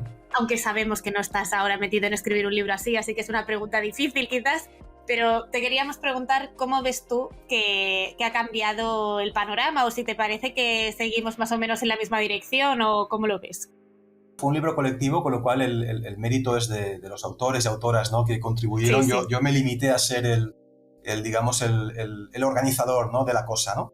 Bueno, eso es bastante, ¿eh? No, que sí, Por no, eso no. te lo presentamos a ti. No es poco trabajo, no. ¿Sabes que este libro tuvo una segunda parte? Creo que fue en el 16, me parece recordar. Hablo de memoria. Hay una fotografía 2 y que básicamente repetía el mismo esquema, ¿no? Fue un poco una inquietud que tuve de intentar recopilar, ¿no?, en un volumen, pues resúmenes, ¿no?, de tesis doctorales sobre traducción audiovisual que se hubiesen redactado, leído en los últimos años, ¿no? Y evolución he visto, porque, por ejemplo, fíjate, ya desde la edición de 2012, que básicamente contemplaba 2005-2010 o así, en cuanto al periodo, ¿no?, de tesis doctorales leídas, creo que tuve como 12 capítulos, por lo tanto 12 tesis. 5 años después, que saqué el segundo volumen, el número subió a 19. Yo creo que si sacara una fotografía de la traducción audiovisual 3, yo creo que el número llegaría fácilmente, no sé, a la treintena. ¿Qué quiere decir eso, no? Que si una cosa ha cambiado es el número de tesis doctorales sobre traducción audiovisual que se están redactando o se han redactado en los últimos años, ¿no? Vamos a más, claramente, vamos a más. Y además yo creo que también, viendo un poquito lo último que he podido observar, estamos cambiando un poco también el paradigma de la investigación. Es decir, estamos viendo menos tesis puramente descriptivas y estamos viendo más tesis, por ejemplo, en las que se hacen estudios de recepción, por ejemplo, ¿no? Eso, si lo piensas bien, si lo pensamos bien, es quizá el paso previo a la prescripción. Es decir, hemos estado muchos años diciendo qué se hacía, ¿no? ¿qué se hacía? Descriptivo, ¿no? Ahora estamos un poco, creo, en el momento de ver qué efecto tiene lo que se ha hecho con esos estudios de recepción. Y yo creo que esos estudios son un poco la antesala de estudios más bien prescriptivos que puedan decir qué se tiene que hacer. Porque claro, tampoco podemos estar toda la vida diciendo qué se ha hecho. En algún momento tendremos que decir qué se tiene que hacer, ¿no? Pues si Patrick está escuchando esto, le va a dar un paro cardíaco. Exacto. Imagino, sí, imagino que sí. A mí mismo casi me lo da cuando me di cuenta de esto, ¿no? Pero yo creo que la descripción está bien, pero no puede durar siempre, ¿no? Que vamos a estar toda la vida diciendo qué se hace, sin aportar más, sacando fotografías, digamos, descriptivas. Yo creo que tiene que llegar un momento en el que, cuando tengamos claro qué es lo que se hace, tengamos claro qué efecto tiene lo que se hace mediante los estudios de recepción, también estaremos en condición de decir qué se tiene que hacer. Con todas las, digamos, precauciones que queramos, ¿de acuerdo? Pero yo creo que es el proceso natural, ¿no?, de la investigación, y que tarde o temprano llegaremos. Eso va a ser sobre la base de los trabajos. O sea, vos ves esa misma evolución de decir, bueno, cuando llegue ese trabajo prescriptivo va a ser sobre la base de un tema sobre el cual yo hubo estudios de recepción y descriptivos anteriormente, sí o sí, ¿o no? Claro, es que si no, yo creo que lo prescriptivo, si no está precedido de descripción y de recepción, no tiene sentido. Digamos, pierde valor, ¿de acuerdo? Claro. Yo le veo futuro a la descripción, todavía, Juanjo. Creo que la gracia es que como vamos haciendo cosas nuevas, van a ir saliendo cosas nuevas que describir. Es lo, bueno, a mí me parece, ¿no? No, pero él está diciendo que van a convivir, digamos, en cierta medida, me parece, ¿no? Claro. Ah, que van a convivir. Es que se me cortó un momento y quizás no te he oído bien, vale. A ver, un poco retomo las dos cosas que decís. Yo no digo que lo prescriptivo vaya a llegar ya, yo creo que tardará. Estamos arrancando ahora, muy recientemente, a hacer recepción. Es decir, podemos estar perfectamente... ¿Cuántos años hemos estado haciendo descripción? Pues fíjate, desde Turi, que sacara el libro, sí, imagínate. El 95, fíjate. Llevamos ya 25, 27 años haciendo descripción. Igual estamos ahora 10, 15, 20 años haciendo recepción, no lo sé. Yo no digo que mañana hagamos tesis de prescripción, yo digo que en el futuro no descarto que pueda ocurrir. Y esos estudios de prescripción seguramente se harán sobre temas que ya hemos masticado anteriormente. Esos temas nuevos que acertadamente dices, Blanca, que están surgiendo y que van a surgir, pues previamente pasarán por su proceso de descripción y por su proceso de recepción. Y llegará un momento, dentro de X años, cuando sea, en los que estarán preparados también para ser, digamos, susceptibles de cierta prescripción, ¿no? Porque es que si no, ¿quién dice qué se tiene que hacer, ¿no? Netflix. Exacto, ¿qué lo dice Netflix? Claro, pero ¿basándose en qué? ¿En qué se basa Netflix? ¿Me explico? En el dinero. A mí me cuesta mucho imaginarme algo como una tesis doctoral prescriptiva, porque claro, me parece que... A mí no me cuesta, ya las hay. Claro, sí, pero digamos... Ya las hay, sí. Sí, o sea, una cosa son, digamos, los que intentan ser descriptivistas y no lo consiguen, ¿no? Y fracasan en el intento, pero al menos lo están intentando, hacen ahí un intento de argumentación.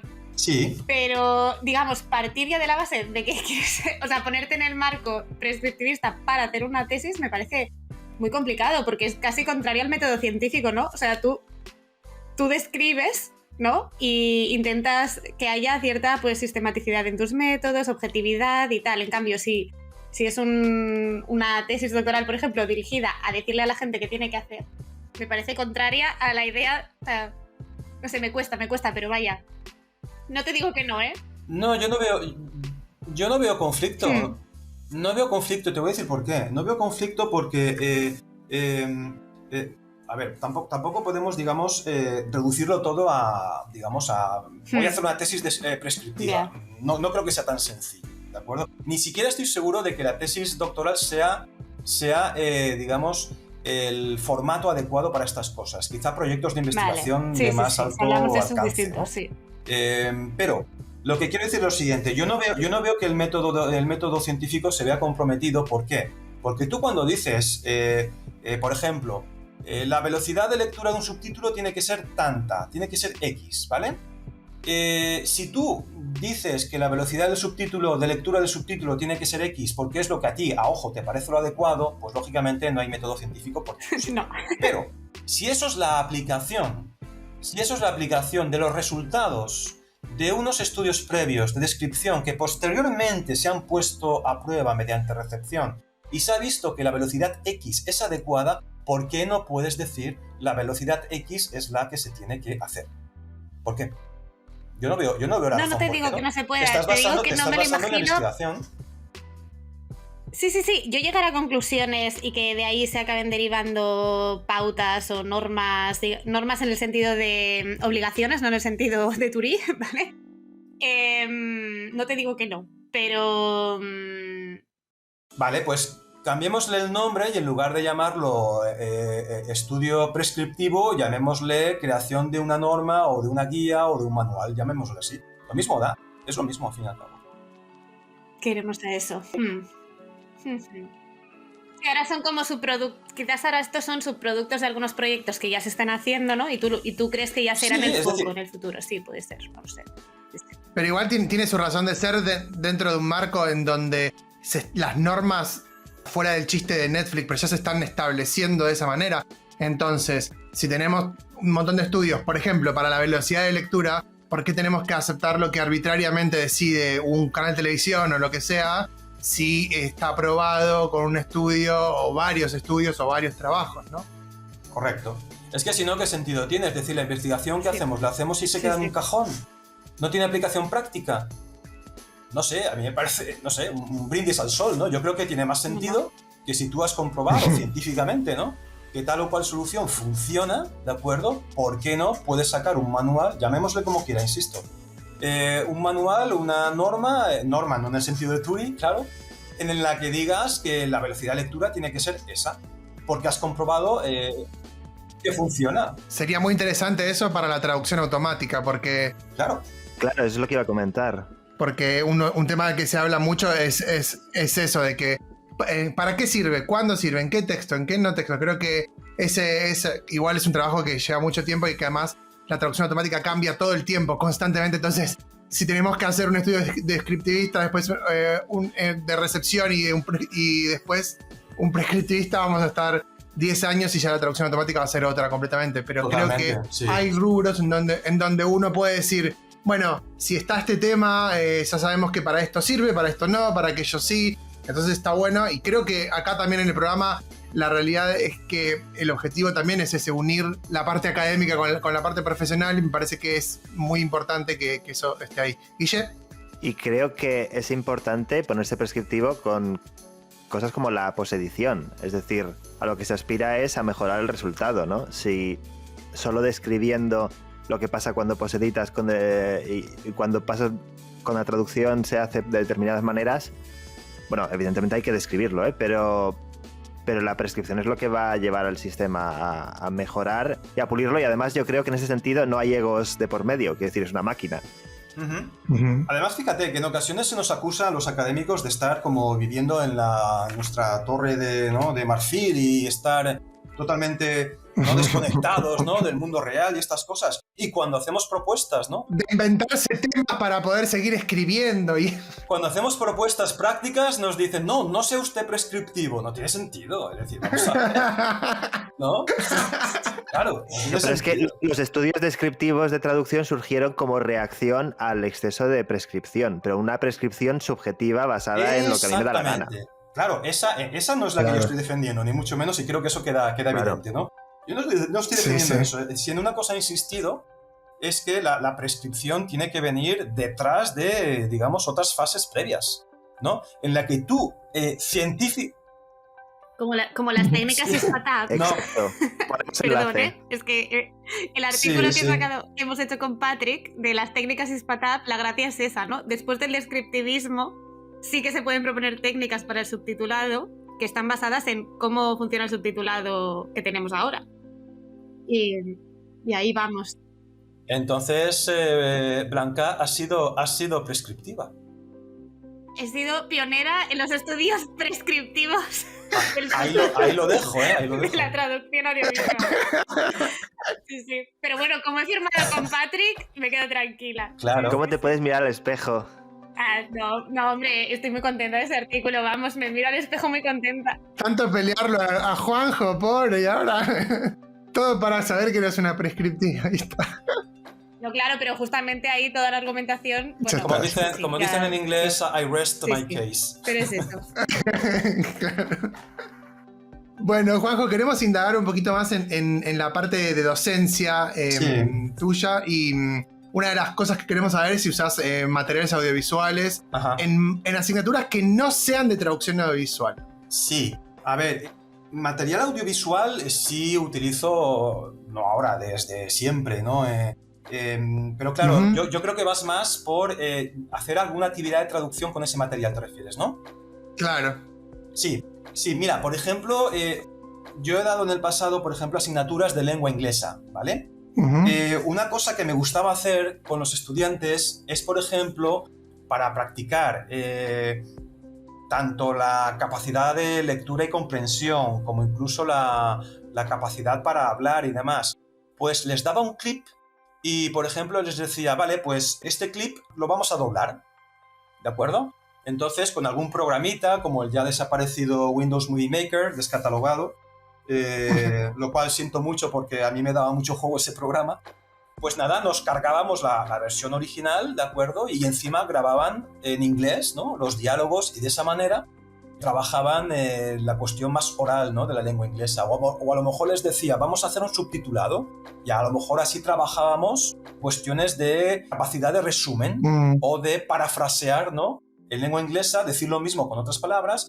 Entonces sí que lo he hecho en el pasado y te digo una cosa, suele funcionar bastante bien, ¿eh? Suele funcionar bastante bien, los estudiantes lo disfrutan y la verdad es que los resultados son bastante bonitos de ver. O sea que la respuesta sería sí, yo creo que siempre añade, ¿no? Un plus. Y captás público para que estudien después, se interesen en la traducción audiovisual.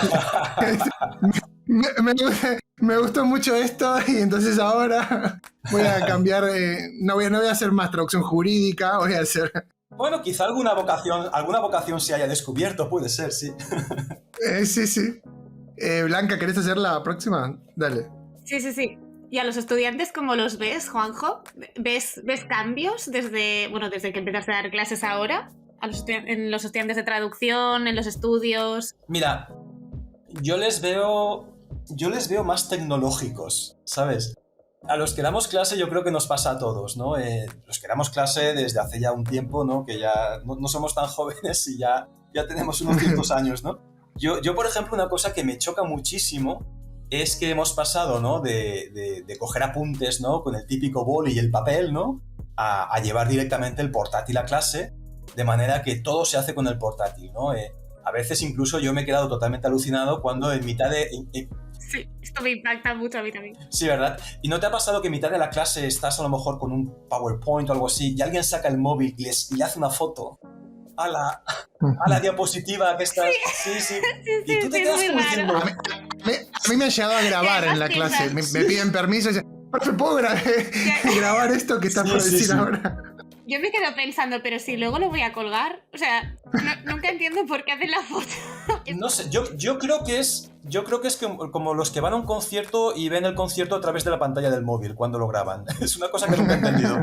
Pero bueno, a lo que iba. Yo los veo más tecnológicos, es decir, utilizan herramientas, pero es que es normal, es decir, portátiles, tabletas, incluso el propio móvil, ¿no? Hace años que un estudiante te sacara el móvil en clase era como para decir, oye, ¿qué haces, no? Una falta de respeto, no me estás atendiendo. Ahora es que es lo habitual. Y no dices nada porque igual está buscando una palabra en un diccionario, por ejemplo, ¿vale? O a lo mejor está mandando un WhatsApp. Bueno, en fin, no pasa nada tampoco. Probablemente esté mandando un WhatsApp. Serán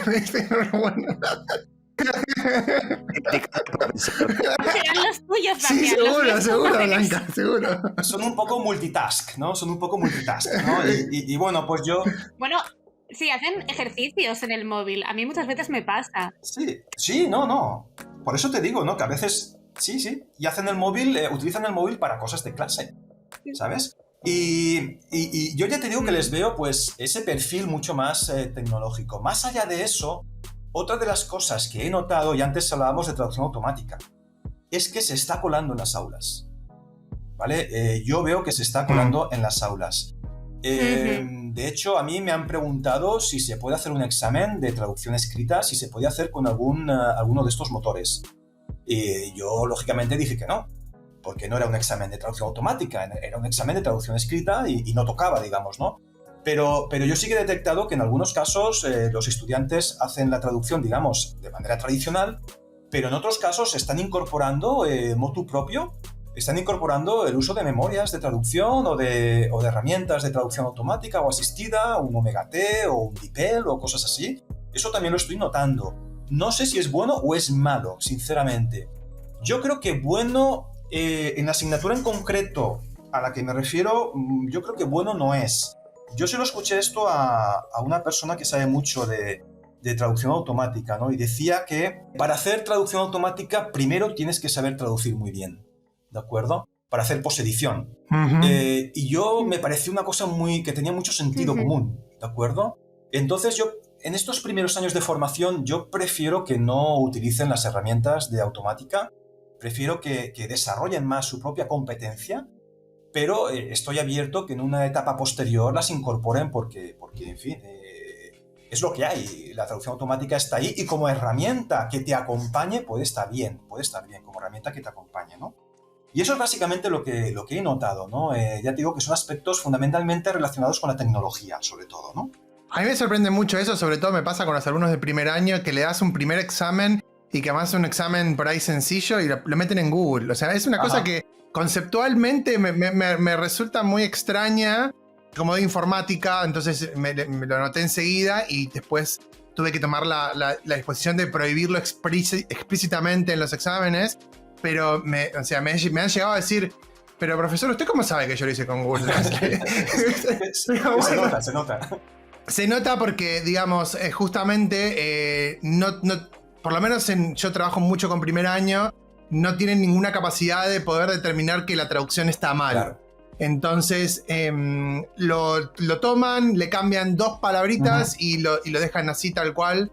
Y entonces creo que desde ese punto, obviamente, más allá de la circunstancia puntual de un examen o lo que sea, creo que desde el punto de vista de aprendizaje, tenemos que saber lidiar con esa situación también. Porque a veces, yo como docente de informática, a mí eso a veces me pone muy nervioso, me altera demasiado. Claro. Pero uno tiene que, digamos, hay que saber explicarlo o enseñarlo desde el lugar de decir, mira, no te estás haciendo un favor tratando de encarar tus estudios de traducción desde ese lugar. Y aunque por suerte son pocos, tenemos un truco del almendruco para los estudiantes que quieran hacer esto sin decirlo abiertamente, que es que quiten el sombreado que aparece cuando haces copiar y pegar de Google Translate, porque a mí esto es lo que más me mata. O sea. Dios mío. Nosotros en nuestra época teníamos que pelear para que nos dejaran llevar un diccionario a clase. O sea, al examen, o decían, elige o monolingüe o bilingüe. Solo puedes llevar uno. Y dices, ¡ostras, qué hago! Pero claro, la discusión de la traducción automática ya es otra historia. No, yo fíjate... Decisión final. Fíjate, Guillermo, que yo en los años anteriores, ¿no?, a la llegada de esta parte más tecnológica, ¿no?, de la docencia, yo siempre he permitido a los estudiantes llevar no solo diccionarios, sino lo que les diera la gana a la parte práctica del examen. Glosarios, gramáticas, me daba igual. Porque yo siempre les decía, a ver, que no es un examen de inglés, no es un examen de lengua, es un examen de traducción, ¿de acuerdo? Y tú en la vida real vas a estar traduciendo con todos los recursos que necesites, por lo tanto yo te los facilito y te dejo que utilices lo que te dé la gana, ¿de acuerdo?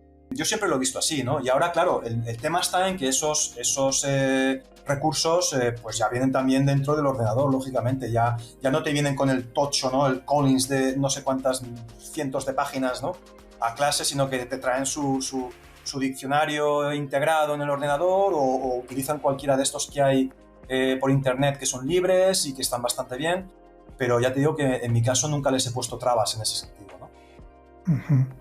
Y ahora hemos hablado de los alumnos, pero y luego el profesorado, las asignaturas, ¿te parece que hay cambios así notables en los últimos años? A ver, yo te hablo del entorno más cercano a mí, ¿no? Que es el que lógicamente más conozco, ¿no? Yo, por ejemplo, en nuestro departamento sí que contamos con grandes profesores, profesoras que están muy pendientes de mantenerse actualizados, lo cual no siempre es fácil porque, por ejemplo, sobre todo en el ámbito del audiovisual, esto vuela, es rapidísimo, ¿no? Y aún así intentamos siempre estar al tanto de las novedades, de lo que haya. Intentamos también, por ejemplo, en el formato de las jornadas que os decía antes, pues si pensamos que tenemos alguna laguna, pues traemos a alguien, ¿no? Que nos hable de ese asunto para después eso intentar también, pues, que redunde, ¿no? En nuestras clases, ¿no? Entonces yo creo que sí, yo creo que en líneas generales podemos hablar de un profesorado implicado, que se preocupa, ¿no? De estar actualizado y de que su docencia sea lo más fructífera posible, ¿no? Y aquí, si me permitís, quiero romper también una lanza, ¿no? Esto que suena tan cursi, ¿no? Por la enseñanza de la teoría, ¿de acuerdo? Que es en muchas ocasiones la gran olvidada en los grados, ¿de acuerdo? No sé si la gran olvidada o la que todo el mundo odia, y yo no entiendo por qué.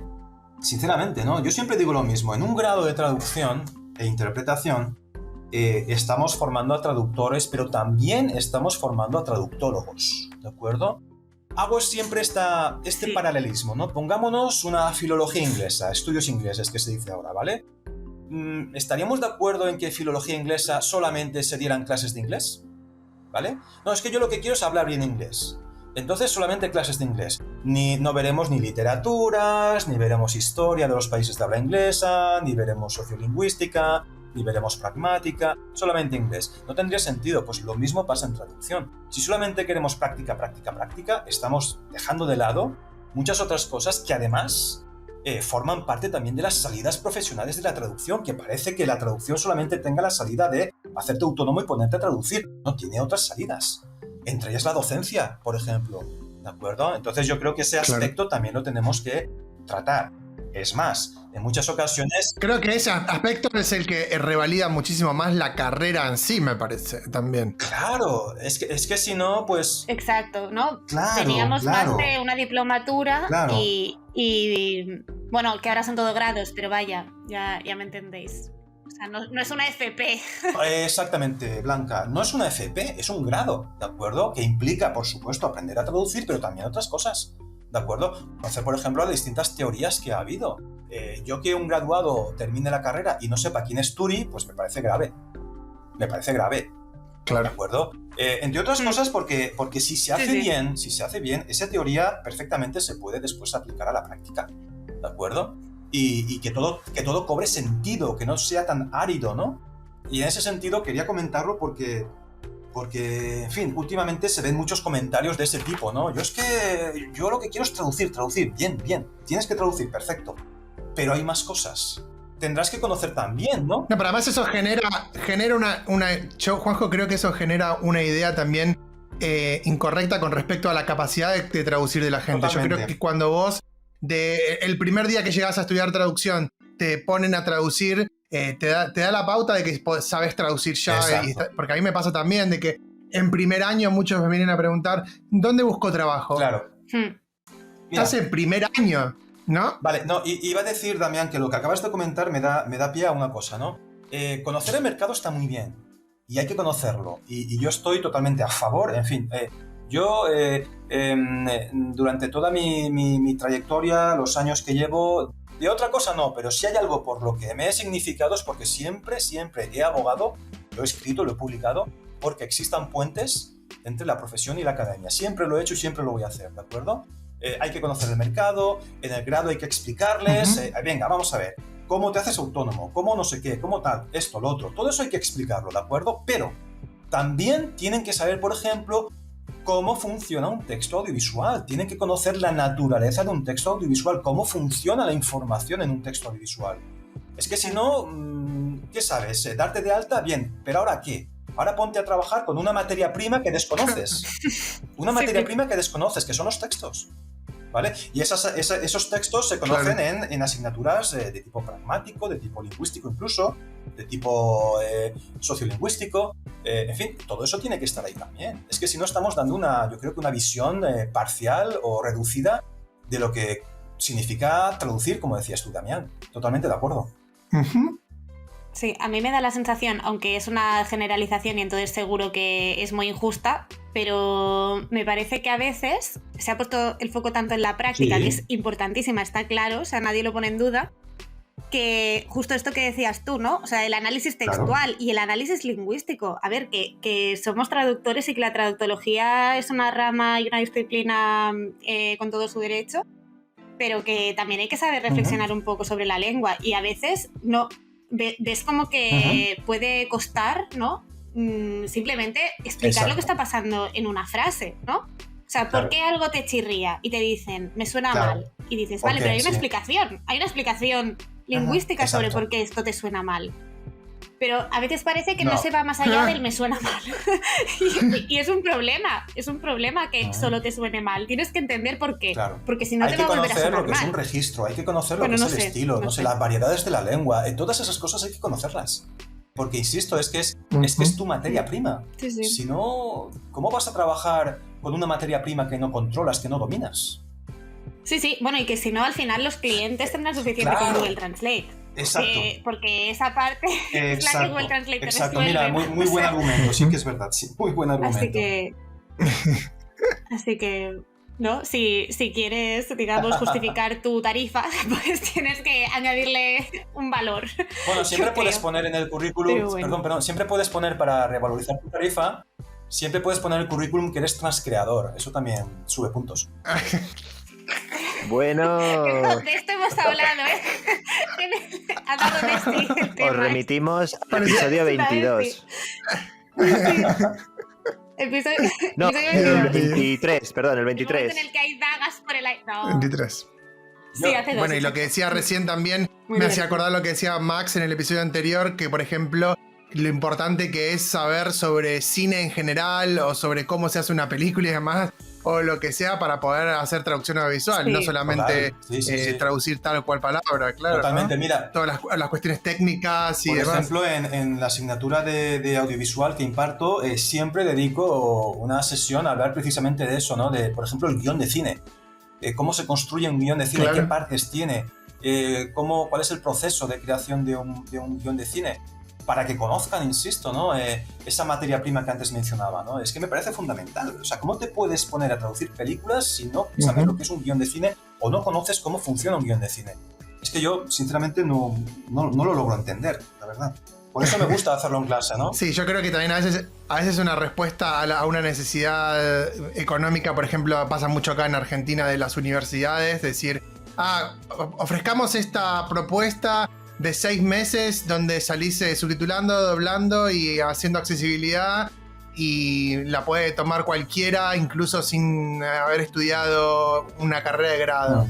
Y se generan conflictos y cuestiones de gente que dice, bueno, yo ya soy traductor audiovisual. ¿Y qué estudiaste? Hice un curso de 6 meses y no estudié ni siquiera una carrera de grado.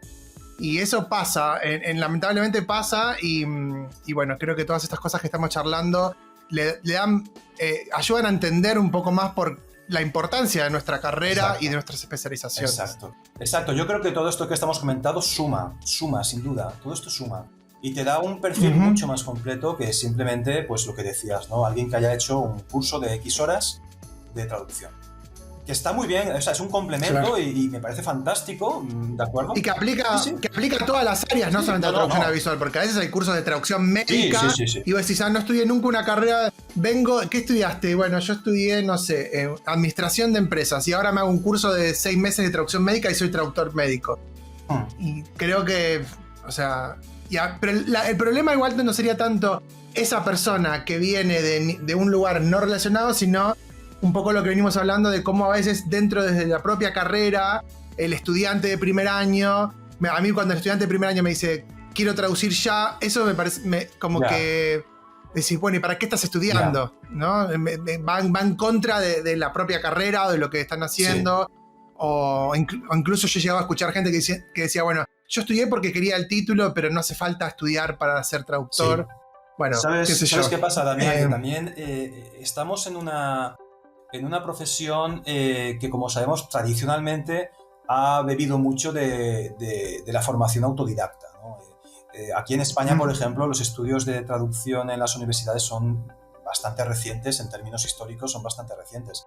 Entonces, claro, antes se traducía igual, claro, sin este tipo de formación. Y yo creo que todavía arrastramos un poco, ¿no?, esa idea de que, bueno, realmente se puede traducir sin formarte, o de manera autodidacta, o haciendo este cursillo o aquel cursillo, pero bueno, voy a hacer el grado porque luego en el currículum me lo van a pedir. Yo creo que todavía adolecemos un poquito, o mejor dicho, sufrimos un poquito de esa trayectoria, ¿no?, pasada, ¿no? Y también ahí tenemos que hacer, todos los que estamos metidos en estas cosas, yo creo que tenemos que hacer también un poco de pedagogía en el sentido de saber explicar, ¿no?, lo que hacemos en la universidad. Que yo creo que a veces también hay bastante desconocimiento, ¿no?, por lo que hacemos en la universidad y por qué lo hacemos, ¿no? Que en ocasiones no obedece simplemente a un capricho, que hagamos, yo qué sé, una asignatura de pragmática, por ejemplo, insisto, que no obedece a un capricho, obedece a que, por ejemplo, las cuestiones pragmáticas en la traducción pueden ser fundamentales, ¿no? Pues oye, fórmate en ese sentido, ¿verdad? Pero bueno, en fin, yo creo que poco a poco... Hay muy pocas carreras que se crean para un puesto de trabajo del futuro. Normalmente las carreras en la universidad se crean sobre un trabajo que ya existe. Sí. Y, o sea, entonces me parece que cuando uno dice, no, pero acá, por ejemplo, no, pero si Borges no estudió traducción para traducir. Bueno, pero la primera pregunta que yo siempre les hago es, tú no eres Borges, vos sos Borges. Pero tú no eres Borges, hay que decirle a esa persona. Bueno, pero, que claro, pero o sea, es real, lo de la es real, Blanca, importante. es real, esto yo lo he escuchado 1000 veces, la justificación de muchos es, pero Borges no estudió traducción. Borges. Bueno, entonces, claro, Antes iba a decir, hemos tenido grandes traductores literarios que yo que sé, que por ejemplo eran médicos o... Claro, porque antes no existía la carrera de traducción, pero ahora que tenemos esta riqueza, ¿no? Seguramente muchas de estas personas también habrían estudiado traducción. pero insisto, hay muchas carreras donde ya había trabajos de eso y después se creó la carrera. Entonces me parece que no es una justificación decir, ya se traducía antes de que existiera la carrera, para decir no hace falta la carrera, me parece, qué sé yo. Pero bueno. Te compro Bueno, Juanjo, Damián, te compro el argumento. Me has convencido, sí. Y luego están los escritores que escribirán muy bien, pero que traducen como les da la gana. También, claro. No se les presupone algo que no tiene nada que ver. Que no es el caso de Borges, que traducía y escribía muy bien. No, exacto. Eso es como pensar que...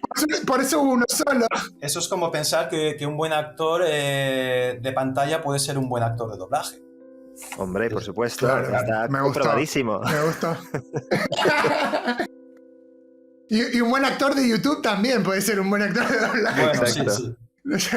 Bueno, Juanjo, nos va a quedar un gran tema que es el tema de cómics. Sí. Queríamos charlar también con vos, pero se nos ha ido el tiempo porque la verdad es que hemos dedicado muchísimo a estos temas que elegimos, que tenían muchísima tela para cortar y que también nos quedamos cortos, pero bueno, sos un amigo de la casa, así que seguramente vas a estar en algún episodio más adelante charlando sobre esto. Aprovecho para mandarle un saludo a Raúl, que lo habíamos entrevistado en The Translation Show con Rafa en su momento para hablar de cómics, así que si les interesa el tema pueden ir a buscar el video de YouTube que está ahí y charlamos mucho sobre eso. Es medio viejito el video, pero está ahí, así que bueno, es una posibilidad, pero Juanjo, ya te tenemos ahí en la lista para hablar sobre este tema más adelante. Venga, yo encantado y muy agradecido. Ya sabéis que para mí es un placer y como decíamos antes, pues estar entre amigos, ¿no? Y hablar de traducción y meternos en unos cuantos charcos y a ver qué pasa. Bueno, y hablando de estar entre amigos y meternos en unos cuantos charcos, ¿cuándo venís a la Argentina de nuevo? Y tenemos estas charlas en vivo, así 4 o 5 horas. Pues si por mí fuera, mañana mismo. Yo encantado. Yo cuando he estado por allí un par de veces, creo recordar, y siempre tanto el Colegio de Traductores Jurados de la Ciudad de Buenos Aires como la Universidad de El Salvador me habéis tratado de maravilla. Y yo encantado de volver, a ver si también esta situación pandémica, ¿no?, que estamos pasando nos da un poquito de aire Y ya te digo que si por mí fuera mañana mismo, yo encantado de la vida. Bueno, te voy a tomar la palabra, entonces sí, así cuando organicemos algo acá, te traemos de nuevo. Muchas gracias. Bueno, muchas gracias por estar con nosotros y por darnos tu tiempo hoy para este episodio increíble que salió En Sincronía. Muchas gracias, Juanjo. Un abrazo, muy agradecido. Un abrazo. Muchas gracias.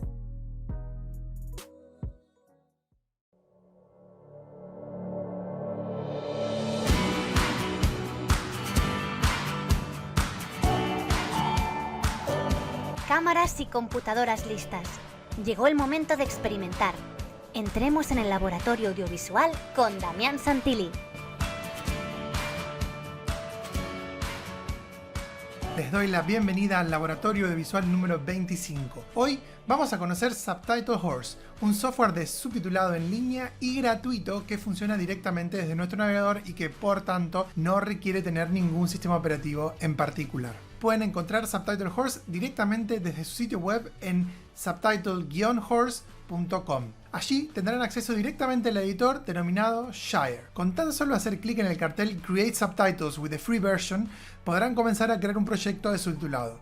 No requiere creación de cuenta ni envío de datos de ningún tipo. Al hacer clic allí, Subtitle Horse nos llevará a una ventana en donde podremos comenzar a crear un proyecto. Dado que la información no se guarda en ninguna cuenta en particular, se recomienda que exportemos nuestro trabajo cada vez que terminamos una sesión. No obstante, es importante tener presente que si cerramos el navegador o incluso apagamos la computadora, pero no borramos el caché del navegador, nuestros proyectos quedarán guardados. Para arrancar un proyecto entonces hacemos clic en Add Project. Luego le ponemos un nombre al proyecto y cargamos el video desde una URL o desde nuestra computadora. Después hacemos clic en Next y nos pedirá que le indiquemos cuántos frames por segundo tiene el video que le cargamos. En Windows esto se puede saber fácilmente. Solo tenemos que hacer clic derecho sobre el video e ir a propiedades y ahí a detalles. En esa solapa encontraremos la opción velocidad fotograma que nos indica si nuestro video tiene 24, 25, 30 u otra cantidad de FPS. Luego de indicar los fotogramas hacemos clic en Create Waveform para que cargue la onda de audio. Después hacemos clic en Start Subtitling. Antes de entrar en el editor, es importante que sepan que solo podemos crear 3 proyectos en cada sesión que tengamos en los navegadores. Así que tendremos que ir reemplazando los proyectos terminados a medida que vamos creando proyectos nuevos. Ahora sí, tras unos instantes llegaremos al editor de subtítulos, que guarda muchas similitudes con el de otras herramientas en línea como una, aunque es mucho más limitado. Lo primero que tenemos que hacer es ir a Options Preferences para definir en la opción Title Validation los CPS y CPL, entre otras opciones, que Subtitle Horse irá validando a medida que traducimos. Luego podemos explorar el menú Options Shortcuts para definir los atajos de teclado que usaremos. Aquí tendremos que prestar especial atención a los atajos que nos permiten avanzar, retroceder el video, y a los que nos permiten agregar subtítulos y definir las entradas y salidas de los subtítulos, para los casos en los que creamos proyectos desde cero.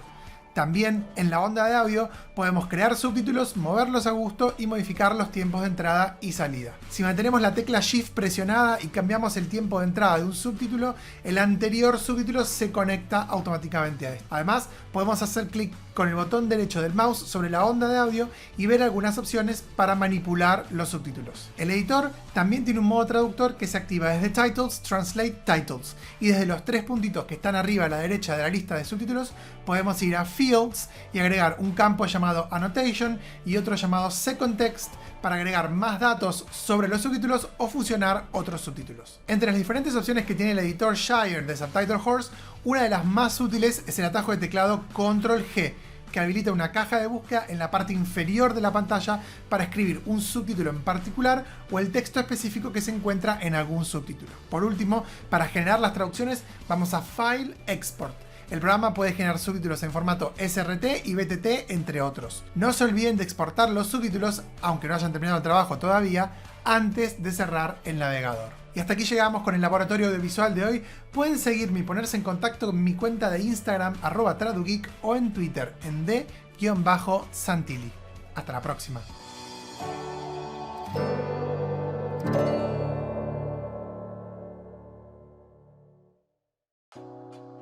Muy bien, y ya estamos aquí para cerrar nuestro episodio de hoy, de esta entrevista hermosa que hemos tenido con un amigo de la casa, con Juanjo. ¿Qué les pareció la entrevista, Blanca? ¿Con qué te quedas del episodio de hoy? Bueno, me ha gustado mucho hablar un poco de ser creativo con espíritu crítico, esto me ha gustado mucho. También en esta parte final, ¿no?, en la que ha estado defendiendo pues la importancia también de profundizar en todos los aspectos teóricos que afectan directamente a la traducción y no convertir la carrera de traducción en algo, pues eso, meramente práctico, que podría parecerse más a una formación profesional, que lo decimos, por supuesto, sin menospreciar en absoluto a las formaciones profesionales. Lo decimos en el sentido de que ha costado, ¿no?, el reconocimiento de la traducción como carrera tal como está ahora, entonces pues intentar mantenerlo y eso, y defender su estatus, que creo que le corresponde. Así que me han gustado mucho esas dos cosas. ¿Guille? A mí me ha gustado mucho, bueno, siempre que se menciona el tema del lenguaje audiovisual y de que los textos audiovisuales son más que solo las palabras, ¿no?, que solo el diálogo, que sí, nosotros influimos directamente sobre el diálogo, pero hay que tener en cuenta pues muchas capas de significado y que evidentemente como antiguo doctorando de Chauma tenía que mencionarlo y lo ha hecho, así que lo estaba esperando. Y luego, por otro lado, no sé, me ha gustado mucho el comentario que decía sobre los dos chistes en un producto dramático, que dices, bueno, a lo mejor no los mantienes y no pasa nada porque la prioridad no es esa, ¿no? Claro. Y eso me recuerda la teoría de prioridades y restricciones de Patrick, aquí como siempre citando a Patrick. Siempre presente. Hombre, por supuesto.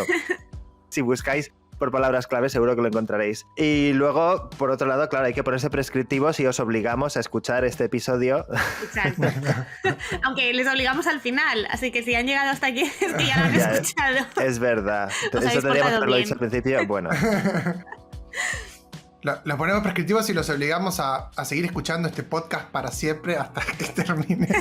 A mí la verdad es que lo primero es que me gustó mucho hablar con él, porque la verdad que es una persona súper buena. Tuve la suerte de conocerlo acá en Argentina hace como 7 años cuando vino por primera vez, o sea que es una persona que también siempre está dispuesta a entregar todos sus conocimientos, súper humilde, así que eso también a mí siempre son características que me gustan resaltar de las personas. Y me quedo mucho con la parte final de lo importante que es valorar la carrera, que tengamos la carrera, que tengamos los posgrados que tenemos, que tengamos todo, porque es algo que no teníamos durante mucho tiempo y que me parece que es fundamental que sigamos defendiendo y que sigamos haciendo pedagogía de la importancia, los que estamos en docencia sobre todo, de la carrera y del trabajo que hacemos. Eso me parece muy importante.